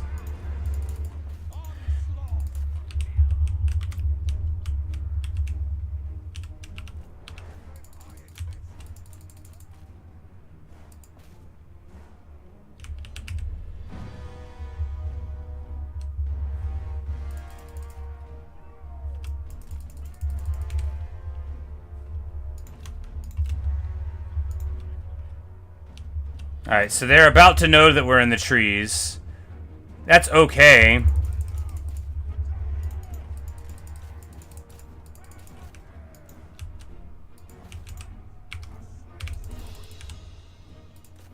We just need to get on these death globe mortars right now. They can do a lot of damage, but they're not going to do any damage. They are toasty. They are in the ground. Eat them up. Alright, the teeth breakers already got the rattling guns. Doing the work. Alright. Where's Ulrika? Oh yeah, she's over here. I don't know what these clan rats were thinking trying to get into a fight with Ulrika Magdova. Straight up. That was never going to work out for them. Alright.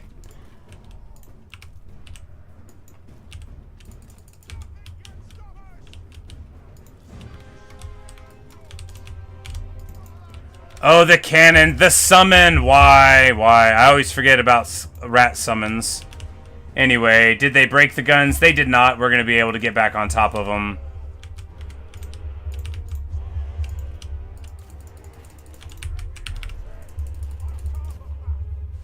They got the sensor bearers here. That's okay. All right, we've got 30 seconds until the dudes show up. We've dealt with the worst of their ranged stuff, so we're just going to fly on overhead. The Ironbreakers are fighting this assassin head-to-head. They are not going to do well there. They probably don't have another summon. Probably. Alright, their artillery is all taken care of. They are all screwed, and now we're just going to get Ulrika over there. And just in time, Foe Seeker popped on all the bows. Oh yeah, 2 seconds left. Just in time for all of us to show up and start cooking them. Skyhammer right over the line. That's where we need it. Come on, baby.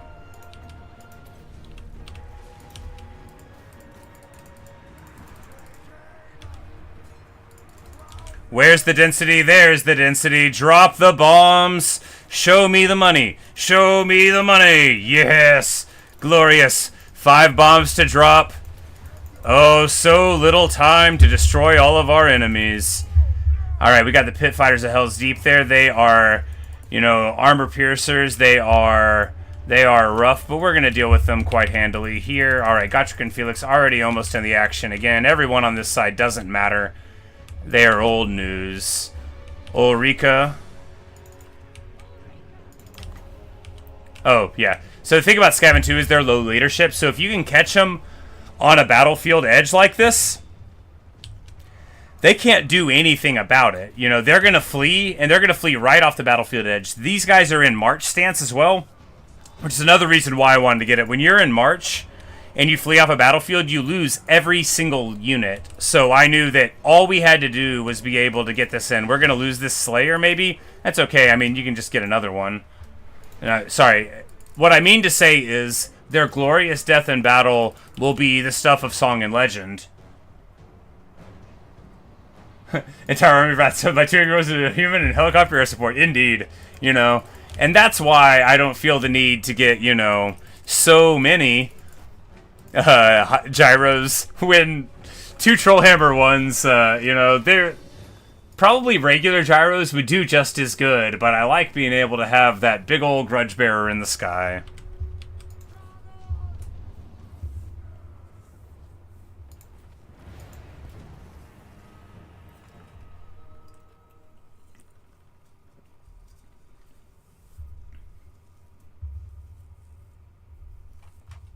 Alright, yeah, so, I mean, that went super well.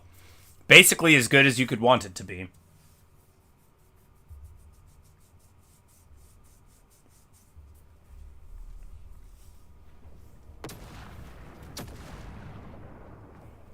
The flame cannon with 2,300 value, 2,400 on the Skyhammer.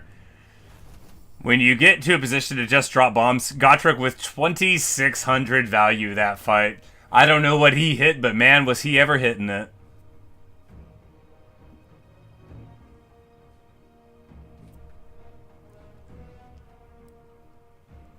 Here we do take the replenishment because we're going to need to fight, like, next round.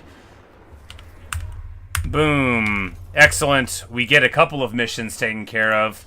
Of course, being able to go into your replenishment no matter what is why this campaign is doable. Yeah, not the most glorious. It was a pretty glorious death. Fairly glorious. It's like, what happened? Oh, they got shot by a bunch of artillery. Bravely.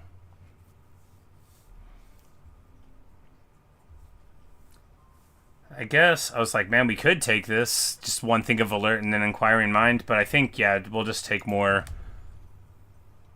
Yeah, because he gets a bomb ability. Decent. Deadly Onslaught on Malakai. I mean, sure, he is a Slayer. More melee attack on Gotrek. He's at 88 listed now. Pretty hysterical.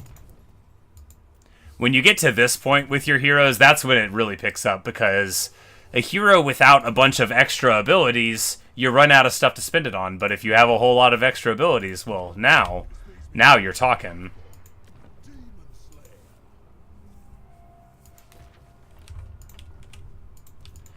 And they will probably try to get to Black Crag next time. But if they, like, move up there, we're going to be able to bushwhack them. And... oh, yeah, we already killed the 2 powerful armies. So there's those guys. This army will be... oh, 2 giant spiders. Yeah, that's a Slayer-worthy thing. Colossal squigs. Oh, yeah, that's what Gotrek wants to fight.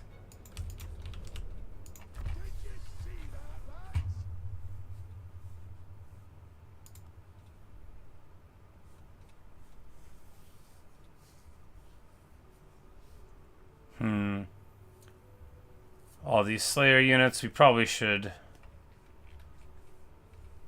that... oh, no, we'll take this great weapon one first. No, we won't. That's bad. We need more... yeah, we need to take this... I don't know, do we?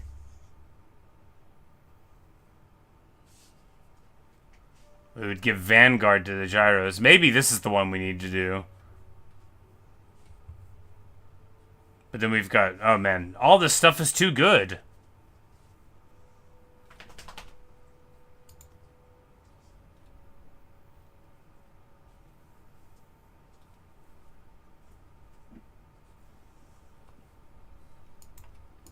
Yeah, I need more Oath Gold.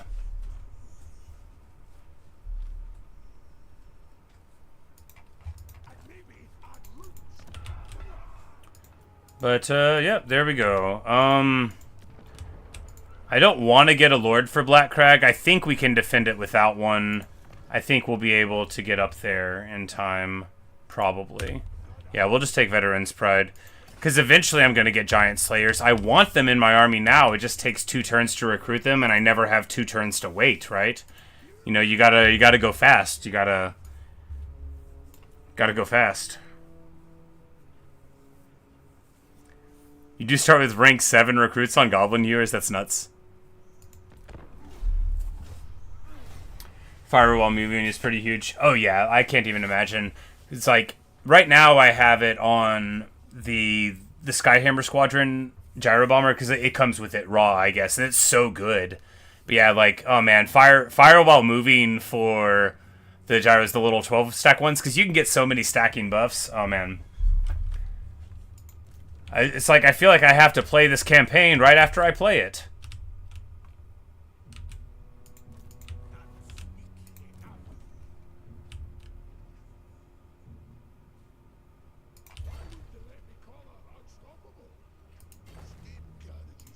Alright, and then we zoom all the way up here. We should be able to protect it. Like, there were things in the ground that we were going to have to walk around that was going to keep us from glory there. Alright. Runes. Any good runes?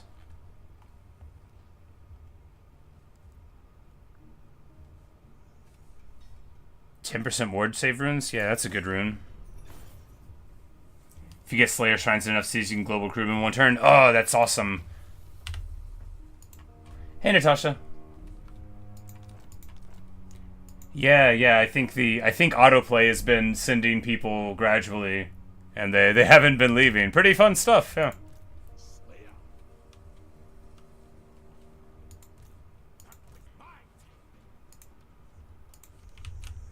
But we should go ahead and get these runes on, so Gotrek can get a rune, taking him up to 28% ward save all the time. I think, yeah, no runes for Felix, of course. Wait, they give Ulrika a rune? Sick. I'll have to keep that in mind. She just gets 1. Dwarves get 3. So that's going to take him up to 28 as well. A much hardier and solid position to be in. It's like...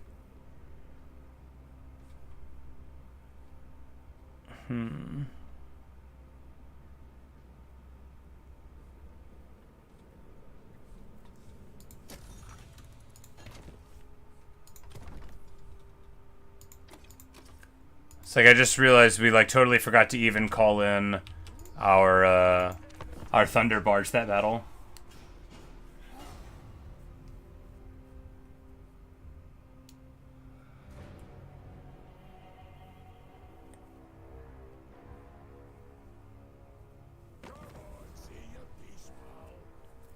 Belagar Ironhammer. He wants to pay me for military access. Of course I'll accept. Grimgor Ironhide is declaring war on us. Well,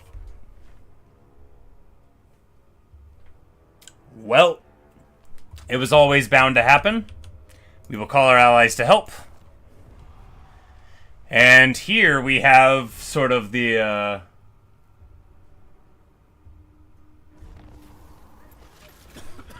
we have the results. Yes, indeed. YouTube loves Malakai. Disciples of Hashid have been eliminated. So the problem now is, like, you know, how do you conveniently find Skaven? It's very difficult. You don't want to lose your own stuff. You can't see them.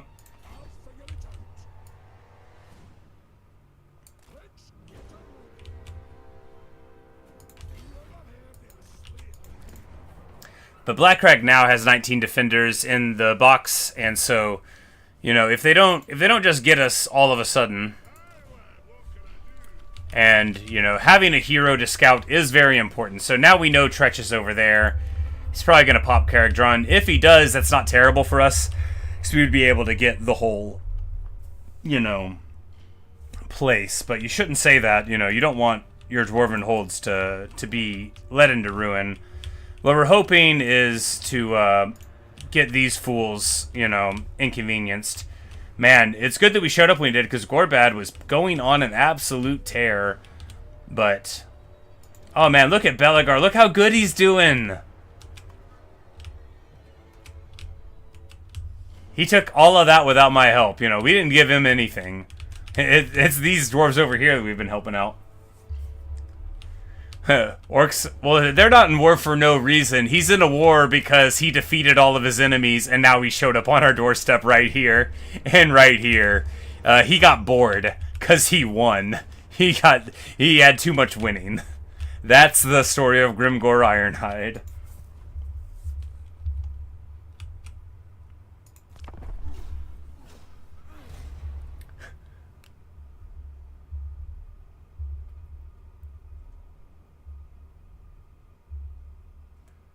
Ah, man, we're not going to be able to do this.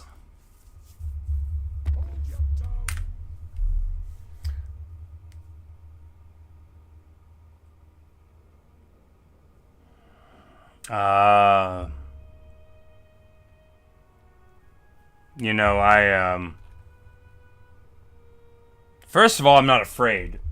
I'm not afraid of Archie. Archie's strength 35 and has 2 settlements. He is going to declare war on me if I don't pay him, though. But it would be shameful to pay him. And Kislev has turned their back on our alliance. Well, the Umgi are faithless.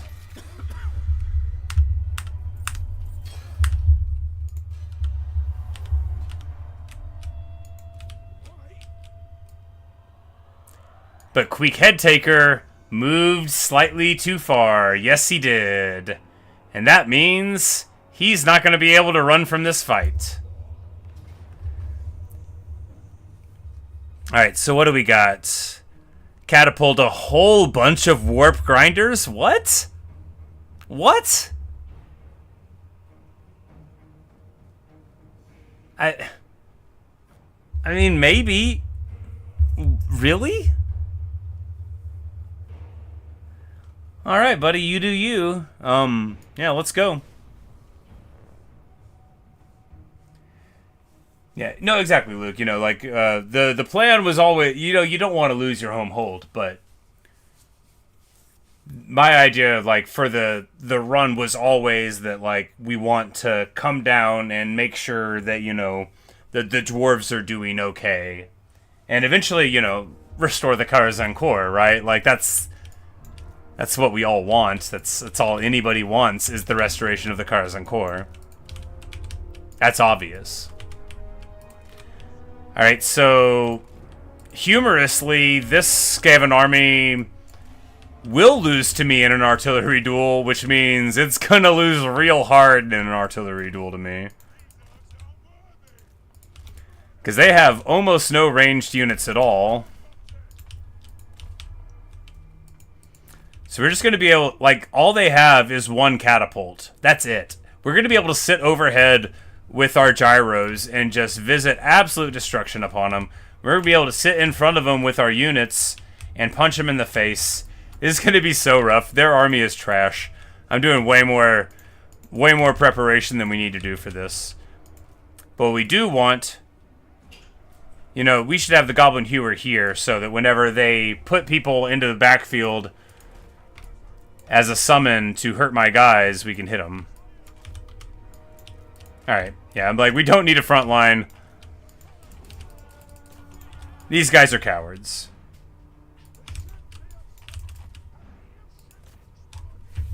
And the play called catapults are like shooting at my air force, which is pretty hysterical. It's just a bunch of clan rats.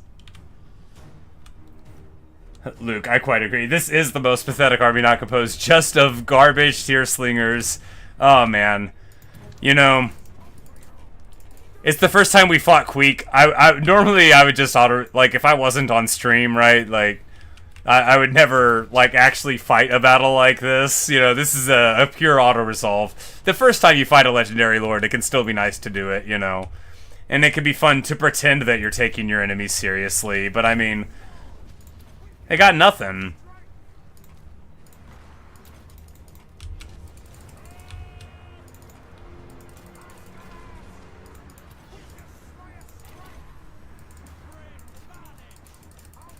Get back here, Queek. Get on him. Boom. I said boom. There we go. Much better. And now Queek has turned around to fight Garagrim, but Felix putting a sword right through his back. All the other ones have arrived here now, but you know what that means. It's time for a pendulum, baby.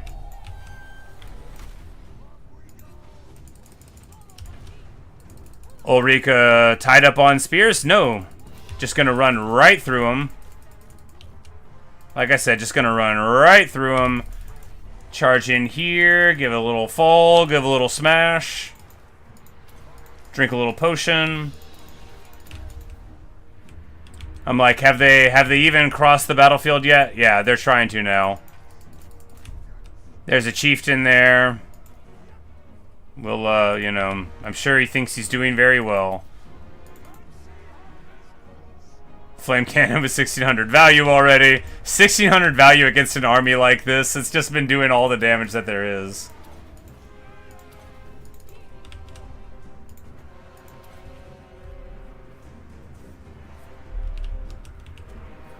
You wonder if you recruited a weak army and spent the campaign up to now evading battles so you could never recruit a better one? That might have been it, you know, because he had those two armies in his faction with a couple of the good RORs, with some good stuff. You know, he's got the money. I didn't check how many cities he has, but he's got to have, you know, a couple handfuls. That rhetoric trick is capital, and that's all you can recruit. That'd be funny. I think he's got more than that, though, because I don't think Tretch had the whole, like, southern Badlands. And, like, Skarsbrand was totally on the back foot. It looked like he didn't have, like, a thing. Is Ulrika gonna shoot Queek? Shoot him, Ulrika! Get him! Boom! Ha ha ha ha! Yeah, baby! She's just like sitting there. She's like, hey, watch this drive.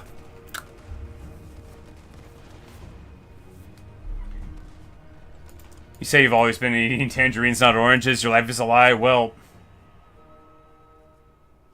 at least you know now. 2,600 value on that flame cannon. You know, shrapnel flame cannon. The Grudgebearer flame cannon is nutty. It does a lot. I probably should get rid of this flamethrower guy and pick up another one of these.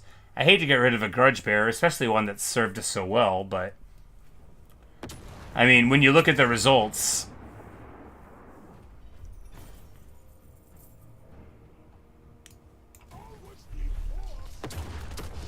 and we shoot Queek, and we get what? Bonus first infantry? Yeah, not bad.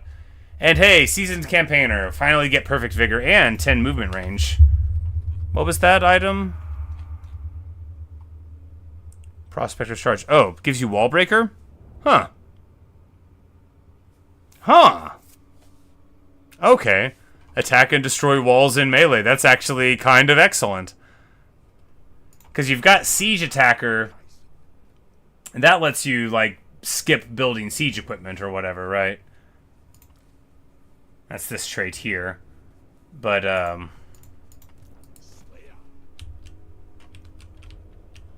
like, I think we're within Black Crag's radius there.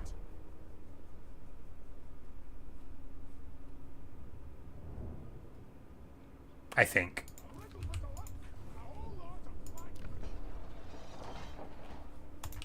But anyway, yeah, so that's...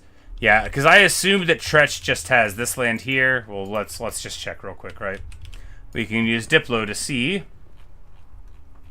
So yeah, Moors has 16 settlements and Rictus has 12. So Moors is the stronger between them.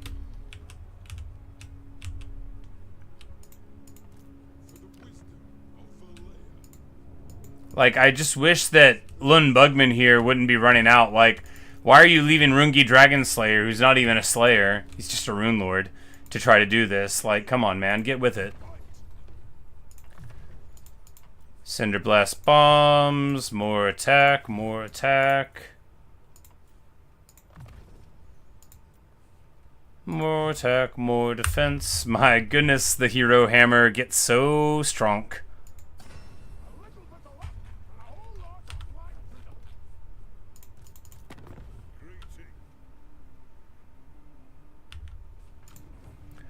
Well, you know, at least right now, it looks like we'll be fine.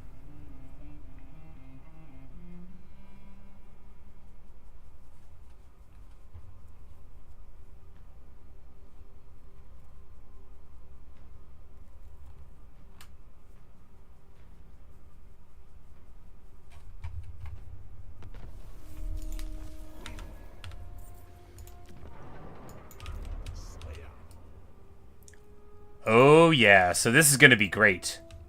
We're going to have a huge battle against the Skaven in the Underway. What could go wrong?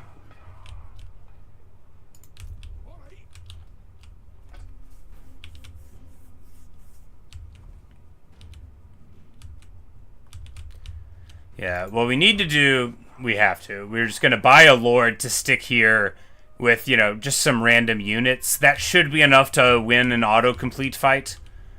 And we're just going to push up in this direction, bash the Skaven here, and then, you know, try to loop around here, and then push the Orcs down, and then come in through the bottom again, I guess? I don't know. But we can't keep trying to defend Black Crag. You know, we've got to start pushing forward and getting the fight to the enemy. So,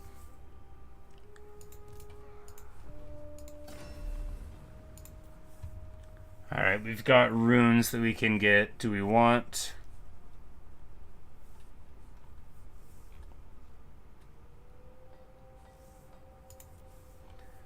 Banner runes. All right, so we can get Vanguard on some units. We can get Ward Save and Missile Resist on some units. No, we can't afford that one.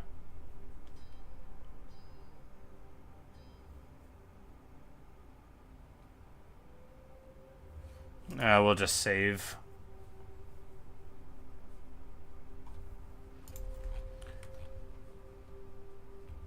Yeah, we'll just save up. All right. Man, Skaven are annoying.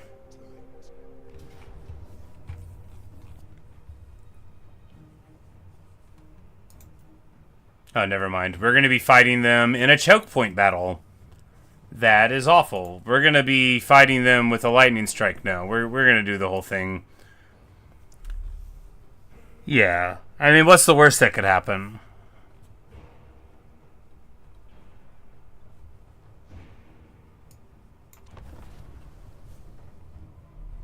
Have we done a Belagar campaign lately? Not since Warhammer 2.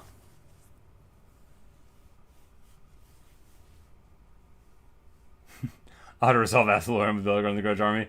Nice, nice.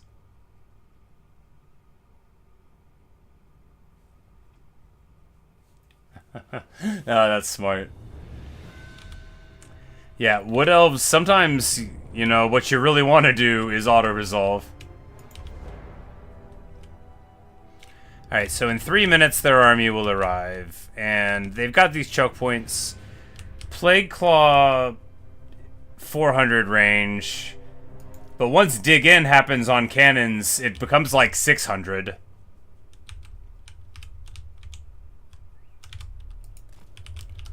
So I think what we'll do is just cheese it, right?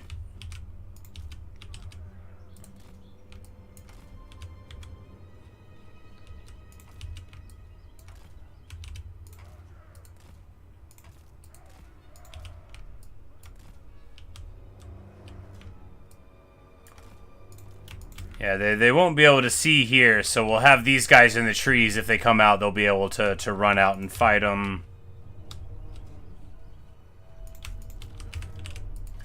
Because with our hero crew, we can just run them right up, and nobody here can hurt them. What's Tretch even good at? Is Tretch anti-large? Yeah.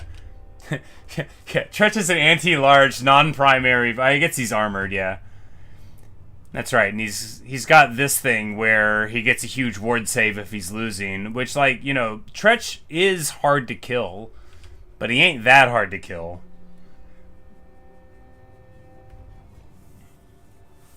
True comment of 8 peaks, oh no. But yeah, we'll just charge the hero hammer up and deal with our foes that way when... Yeah, because the cannons are going to have crazy huge range, and if they ever want to try to move across the battlefield, we'll just deal with them. And if they don't want to try to move, then we'll take advantage of the fact that they are shooting, you know, Plague Claws into single entity heroes. Now, a Rattling Gun might be able to do something for a little while, but not for too long.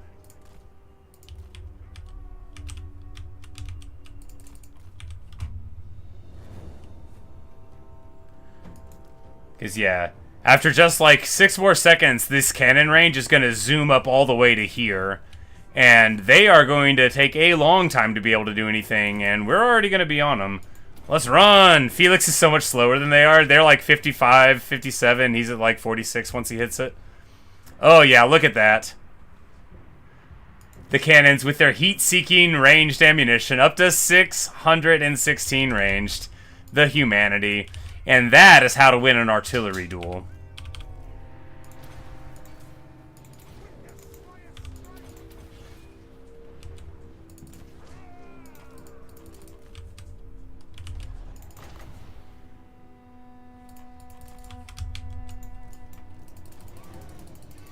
But getting shot by Rattling Guns is a way to die, so we're going to go ahead and swim over this way. Because, like, we don't want to take, like, a ton of free damage. We want to do a bunch of free damage.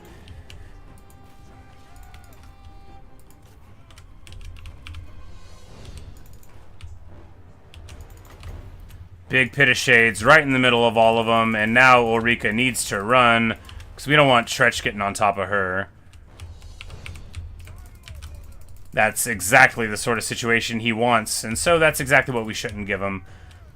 Those catapults are way in the back there. We're just going to fly all the way around.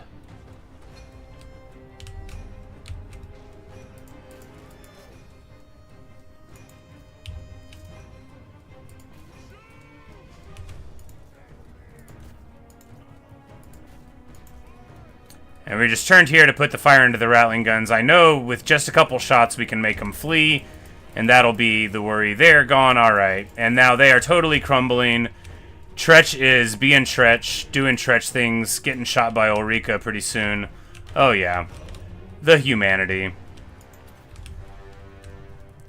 And you know, they still want to arrive. Okay, no, those were 3 on the other side of the army, and I just didn't see them because they were so far away. And now the reinforcements will arrive soon. That's okay. They're already in huge trouble. A Belgar attack Barak Var and sold to Thorgrim? You know, yes. Not very dwarfy. Look, even if Barak Var are being jerks, they deserve their own hold, you know. Where does it all end, right?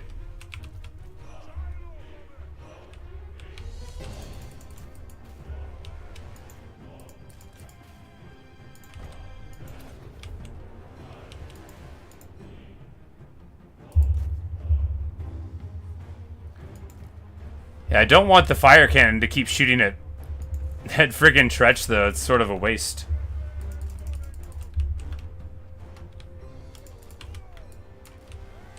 But we're gonna go ahead and pull our gyros all the way back.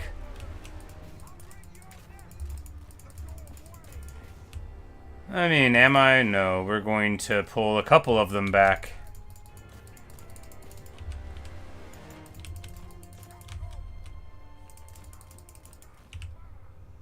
Yeah, because we want to...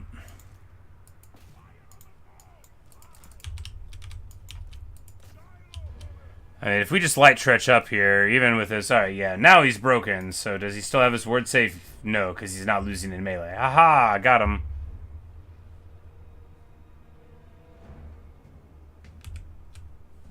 Not that the troll hammers will do very good against him. But we just want to fight inside of this cannon range, basically. That's the only, like, super important thing to us. We're going to fly up here real quick, like... Ulrika's going to go ahead and move back down. The Spirit of Grungi's going to get popped. Again, it'll be fine. It's just going to fly away. It's not going to die.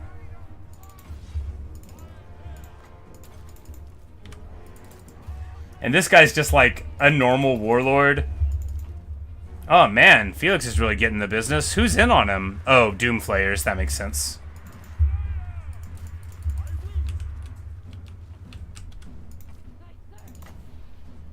And we're going to throw a massive overcasted pit of shades right in the middle of this blob.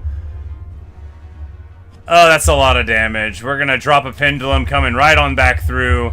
And there is the Shadow 1-2. You know, Shadow Magic's not the best in the game, but it is in the game. And man, does it get some work done while it is there. Alright, we need to get Malakai.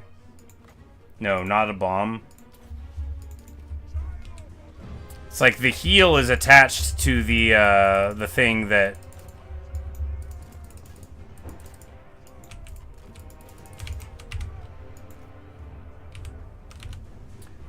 that gives them more HP back. And actually I'm like, no, we should give it to this. We don't need to heal up the air units. We need our...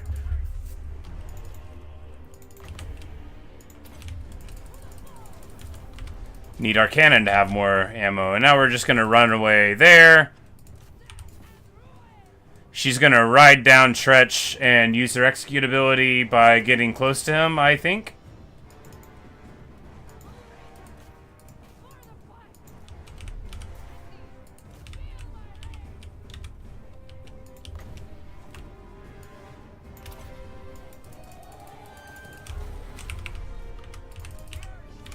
Yeah, this was much better than splitting it up with Lightning Strike. I just needed to believe in the army. After all, my hero core, it's just Skaven, right? Like, they have stuff that could hurt them, but they're not here. None of the stuff that can hurt my heroes are here. So we might as well, you know, take advantage of our strengths. The Trollhammer, Grudge Settler, like, they're not amazing against Skaven. They're good, but, you know, with 20-second reload speed... You know, the one thing about them is they are never going to run out of ammo, you know. Because this has the same amount of ammo shots-ish. But, of course, it has a reload of 4 seconds, and these have a reload of 12.4 seconds. Oh, I thought it was 20. It probably is before you get them leveled up with the different abilities. But, yeah, there we go. Clean. Wonderful. What's unique about the range... The RO or Gyro Bomber has better bombs out of the box, and it innately can fire while moving, which are both very, very good. And then when you level up the bombs, it gets like really, really good bombs from the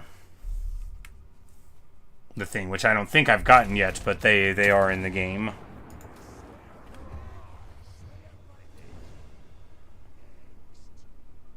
And I forgot they weren't in March. I'm like, man, they were going to be able to run away. That's terrible. Doom Engineer, so that's not great. Probably going to blow up my walls or something. Pretty annoying. But we can try to assassinate him here. We have a 31% chance. It fails.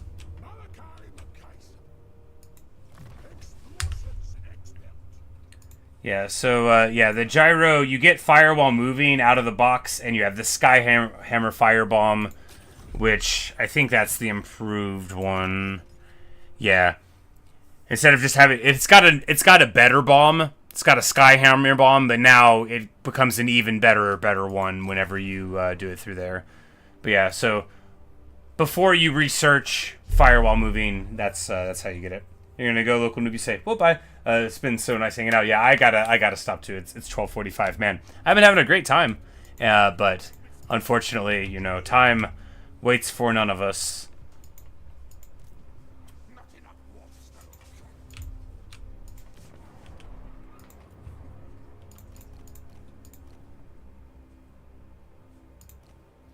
Like, are any of these good to have as the leader? I mean, not particularly.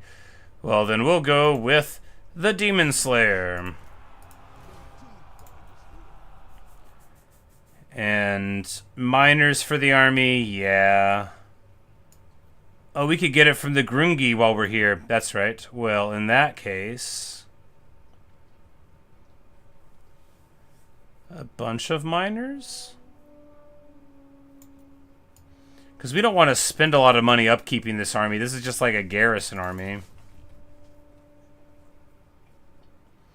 Well, miners with blasting charges are about as much as an actual dude. And at that point, why don't we just get a couple of those? And, yeah, that'll be, you know, not ideal.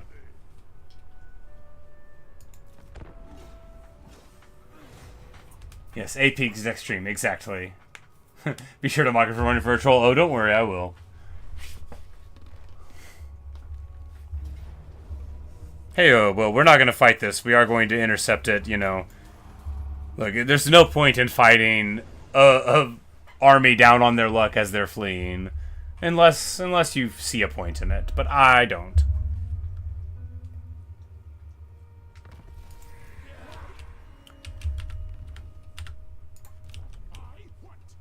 We'll be able to get our level 5 thing, which I think you just get... I mean, really, you get one more crew capacity. And this one... Oh. This one, when you get to level 5 here, you can get your Spirit of Grungi for other armies that are around. And then the gyro... bomber building would be able to get thunder barges, and this one replenishes other armies that are around and gives the attrition reduction. So pretty good, you know, for the late game there. Absolutely. More worried about being able to hit Mount Squighorn this next turn, so we're just going to swim up right there. Because again, we did enough to Moors where I think with our garrison here at Black Crag we should be able to get it, but wow, we are... I'm like, how are we losing that much money? Oh, we're being raided. Okay. We're being raided up here by Archeon's people, who we could have, you know, bribed, but we didn't. We might lose Krakadrak to this. I don't know if we win that on an auto-resolve. We certainly wouldn't win it, you know, in a straight-up fight.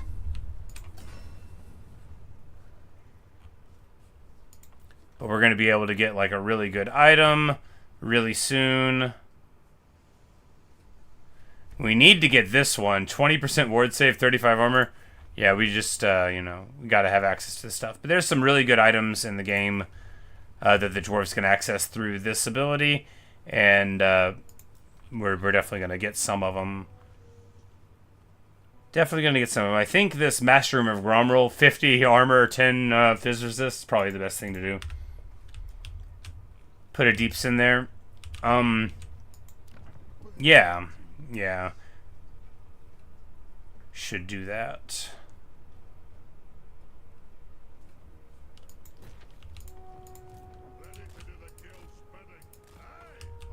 Yeah, don't have the time of resources, indeed. Yeah, because, like, man, if we don't... Man. Corphead's got such damage going on, but yeah, like... Because he might knock out Thorgrim this next turn, right? I'm like, you know, we said we helped him, but how helped is he? Look, he's still alive. He wouldn't have been without us, but he is. Castleton, you're a failure and a traitor to our compact. All my homies hate Castleton.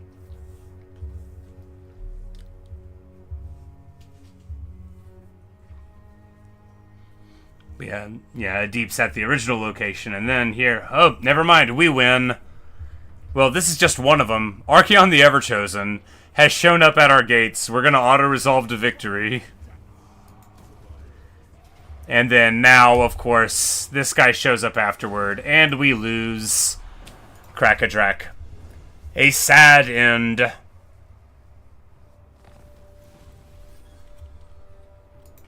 Mundry Whitebeard kills Archaon the Everchosen. But you know, hey, isn't that something? The Slayer that held down for so long finally reaches his doom. But after defeating Archaon. Glorious. Alright, so we have one thing left here at Black Crag.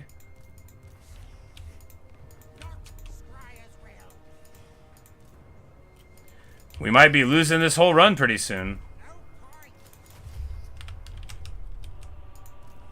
No, as long as I have a place to hang my hat, you know, we're still kicking. You know, I don't want to lose Black Crag, but I can adapt to a lot of things, you know.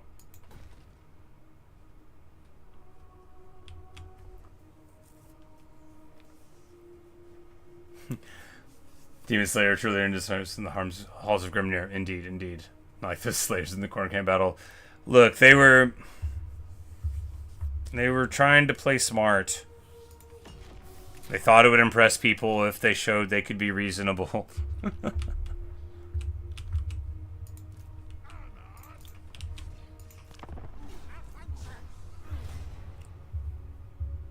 Yeah, like, I think we just lose Black Crag here. Man, there's, like, so much from Queek.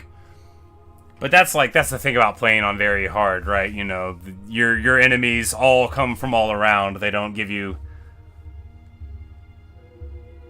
you know, the breathing room that you would need in order to do well.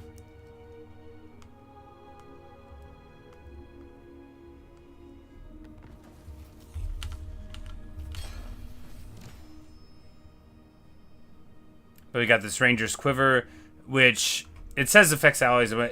This item looks like you could do it to other people, but it's just you. It's actually pretty okay. Like, I would absolutely consider using it on, like, Ulrika, who frequently about runs out of ammo. A lot of heroes just will never run out of ammo, but it can be very good for ones that do. Especially, like characters mounted on dragons or whatnot. Alright, well, looks like we lose Black Crag. We should have lived our life differently.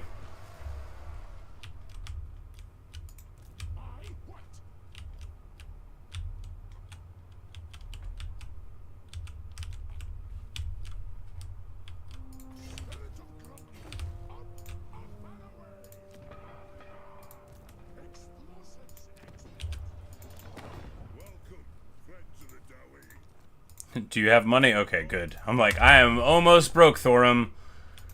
Alright. So there goes Mount Squighorn. We're gonna lose Black Crag.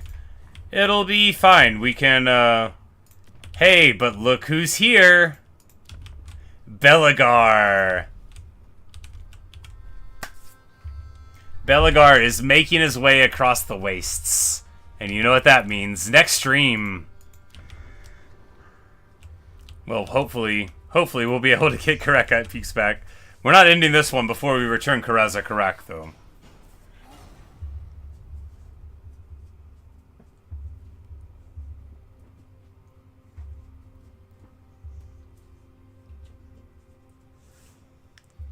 You know, the Skaven attacking us in the middle of trying to isolate our successes here and move forward. Very inconvenient. Very Skaven of them. And we get 100% Age of Reckoning, of course. With all of the grudges we've been satisfying, it's no surprise.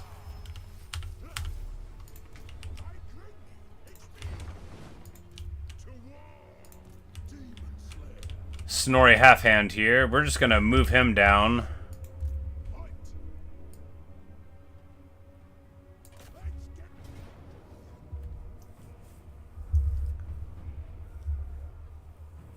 Might be worth sacking interlude occupying through. You know, it really might be. Because we've been, like, just occupying, selling, but it's like, you know, Karaz Ankor is screwed now. It's going to be ages until Thorim can get anything out of it that's useful.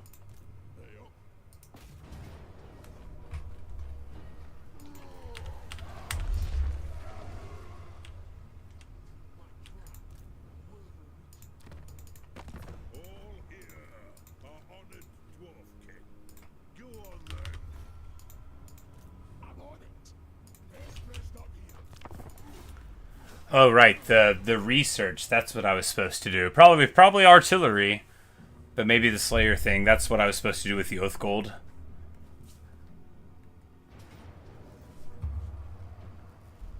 And we lose Black Crag. Very sad. Of course, we had scarcely reclaimed it. Snorri Halfhand does his grudge battle. And, you know, winnows down the foe a little bit.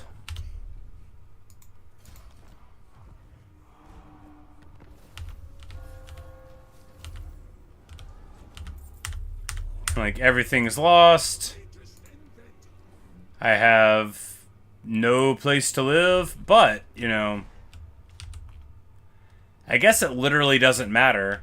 We don't even have the attrition. This is officially my favorite campaign of all time. You don't even have attrition for not having a home region because you have this, like, immune to most attrition. You're immune to all of it except, I guess, money-based attrition. So we make enough money to support our army. All we have to do is not die.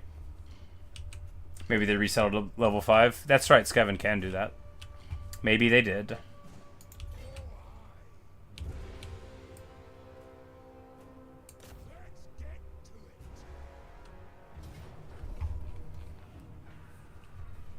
But, man, this has already gone longer than I had planned for it to. But yeah, we're gonna do this last battle. It won't be hard, you know, but we're gonna do it, and then that'll cap off the video, you know. But yeah, you just go around and slay. Like, I love this campaign. It's gonna be so hard for me to go from this to any other campaign. Sometimes, yeah, exactly, that Horde faction life. You probably have experienced this, Luke. You seem like you've played the game a bunch. Like, where, like, when Grom the Pontius came out for, like, Warhammer 2, where you're like, how will I ever go back to playing, like, these other orcs play, you know? Like, how am I supposed to go from the glory of Gotrek and Felix and Malakai and Ulrika to anything else?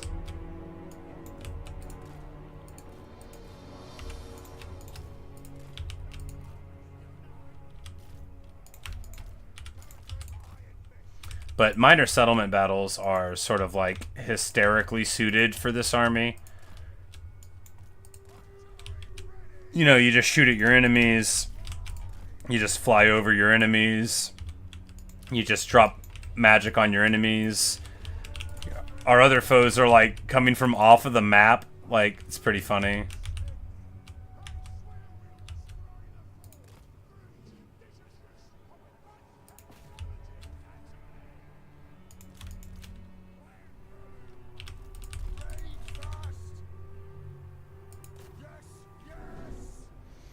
We're just gonna pop this barricade, and hopefully it'll just, like, blow right up. Yep, it'll just blow right up.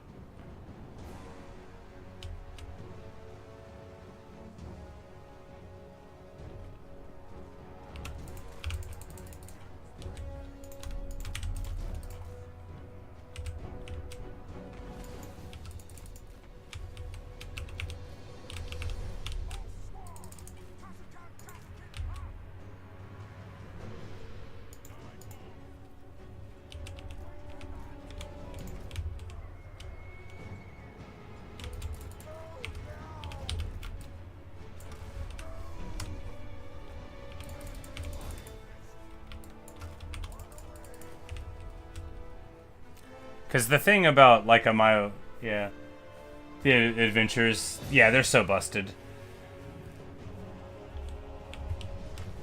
But yeah, I've had really good times playing the Beastmen. I've had great times playing Nakai the Wanderer. Like a really good time with Nakai the Wanderer.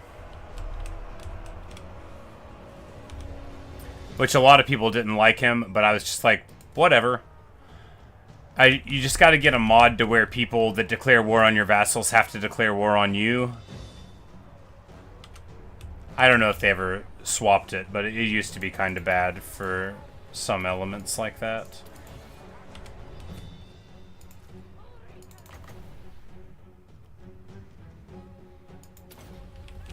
Oh yeah, we've got a huge clump of enemies, just like we intended. It's like, you get your fire support behind, it's so funny. The things that you can achieve with just a little bit of magic and a whole lot of gunpowder.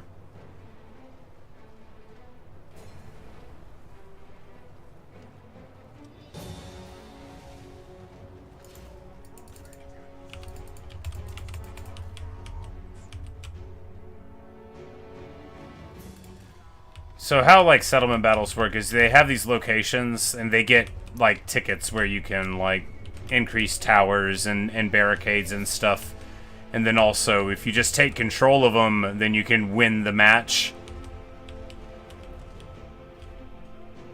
I'm like, where are they at? Oh yeah, they're 22 seconds out. I'm like, these guys are really taking their sweet time, huh?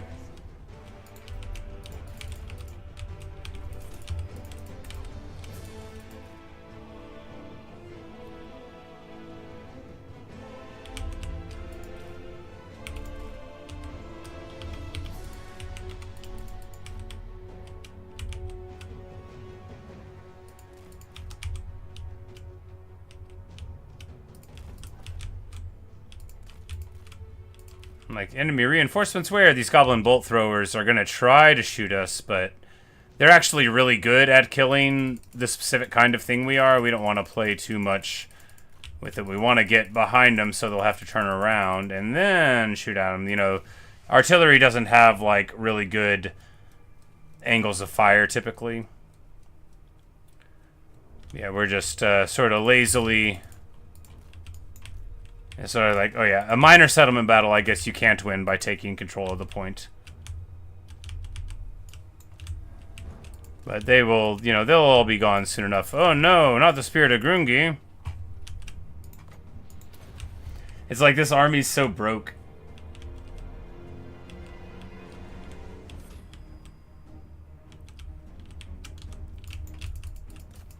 It's like...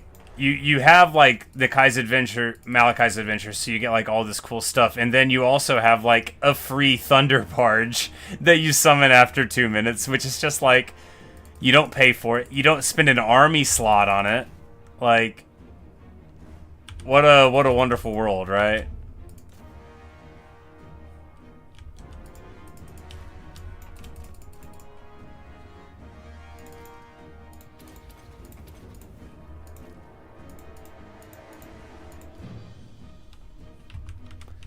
Like, how is there still anyone even here to fight? Oh, because we haven't killed the leader.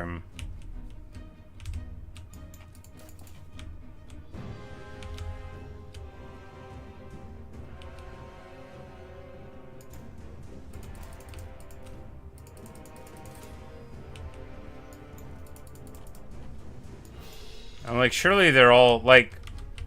Why are army losses not here yet? This is insane. Army losses is the concept. It's what it's called whenever they lose too many guys and they all have their psychology break. Absolutely bonkers that they're still in this. I've never seen a siege go on so long.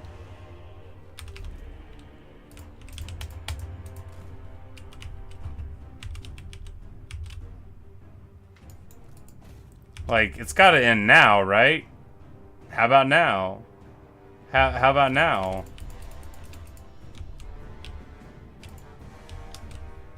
Really weird.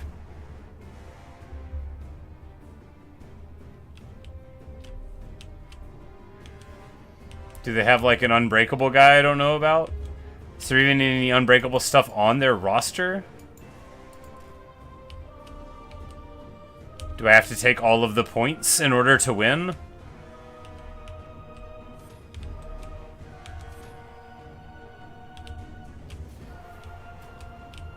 I guess. Okay. I did not know that. Next time I play Skaven, summon a Municipal on the capture point.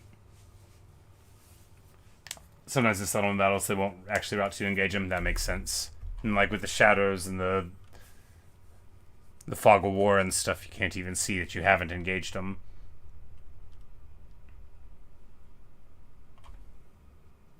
Oh man, that sounds amazing. You just like summon a thing, just ninja the point right behind them.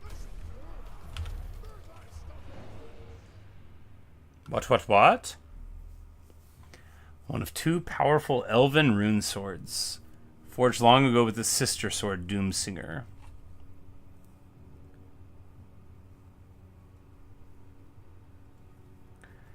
Well, it gives you Death Blow, Frenzy, and Regeneration.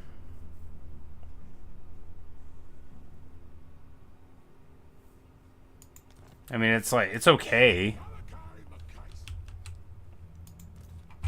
But anyway. We need to do large-scale cell production, because I think just having better artillery is better than doing this. Yeah. And immune to flanking, like, that's really good.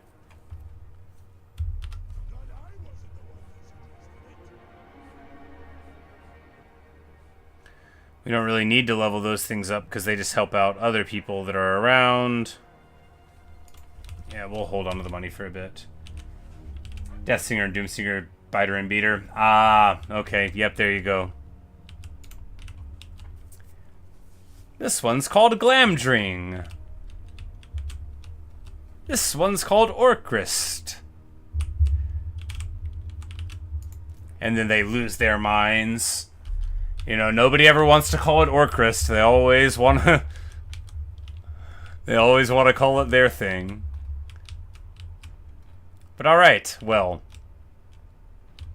In spite of the fact that Grimgor has swept over the north, and that we have lost our hold, and that Kislev has betrayed us like a couple of traitors. Look, they're still at war with Grimgor and stuff, so I don't know where they think they're going to get away with it. Karakadrin is on the back foot with Tretch. This is, you know... It's a problem. We need to... You know, we need to win one of these wars. And the one we're going to win is with Gorbad. And then we'll figure it out, you know. We'll win the war with Gorbad. We will be able to distribute these lands to our friends Belagar. Actually, can we distribute Varenka for an alliance right now? No, we have to get one closer to it. That's alright. Hey, we can get our trade agreement, though. Will it break all my trade agreements when I run out of a home area? It does. It breaks all my trade agreements whenever we lose our home turf, so we're going to want to wait to set up new ones for that reason, till we get a nice new home turf. But anyway, I really gotta talk loud. Stop talking loud. My brother's probably already asleep. But anyway,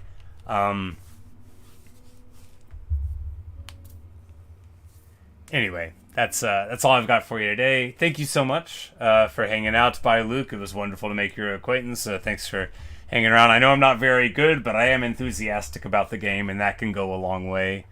Good night, Evan. Thanks for hanging out. Hope you had a good time. Local noob, you already bounced. Bye, Natasha. It's nice to see you here. Goodbye, nameless 247 viewers. I hope you enjoyed listening, even though you may not have known that you were here. You can sell trade agreements, lose your settlement, and sell them again. Well, that's not very dwarfy, but it does sound like a good plan depending on who you are. But anyway, I don't know if losing your trade counts as treachery. It might. It might. I would have to look. But anyway, that's all. Perhaps I'll see you in another stream or video. And yeah, like I said, hope you've enjoyed. I had a great time. I'll be playing something tomorrow morning, maybe a little bit of this. I've been thinking a lot about this campaign. It's got its narrative hooks in me, right? You know, and the fact that we're very much on the back foot against our enemies makes it a compelling and interesting thing. But hopefully we're going to be able to stabilize this somehow. Look, Scarbrand is, I think, toast. Yeah, the Exiles of Khorne. We haven't discovered him yet, so we can't see, but, like, look, the dude can't have very much land. And while we might have to fight Scrag the Slaughterer, you know, we'll do what we have to do.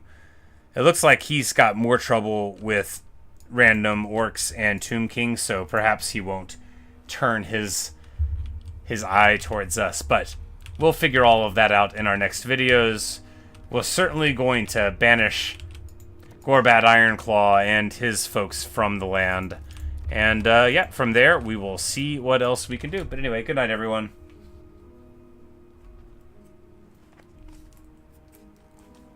Yeah, you're saying I need a safe border to push out from? Yeah, for sure. I kept thinking I was getting one, and then the borders around the border kept getting messed up.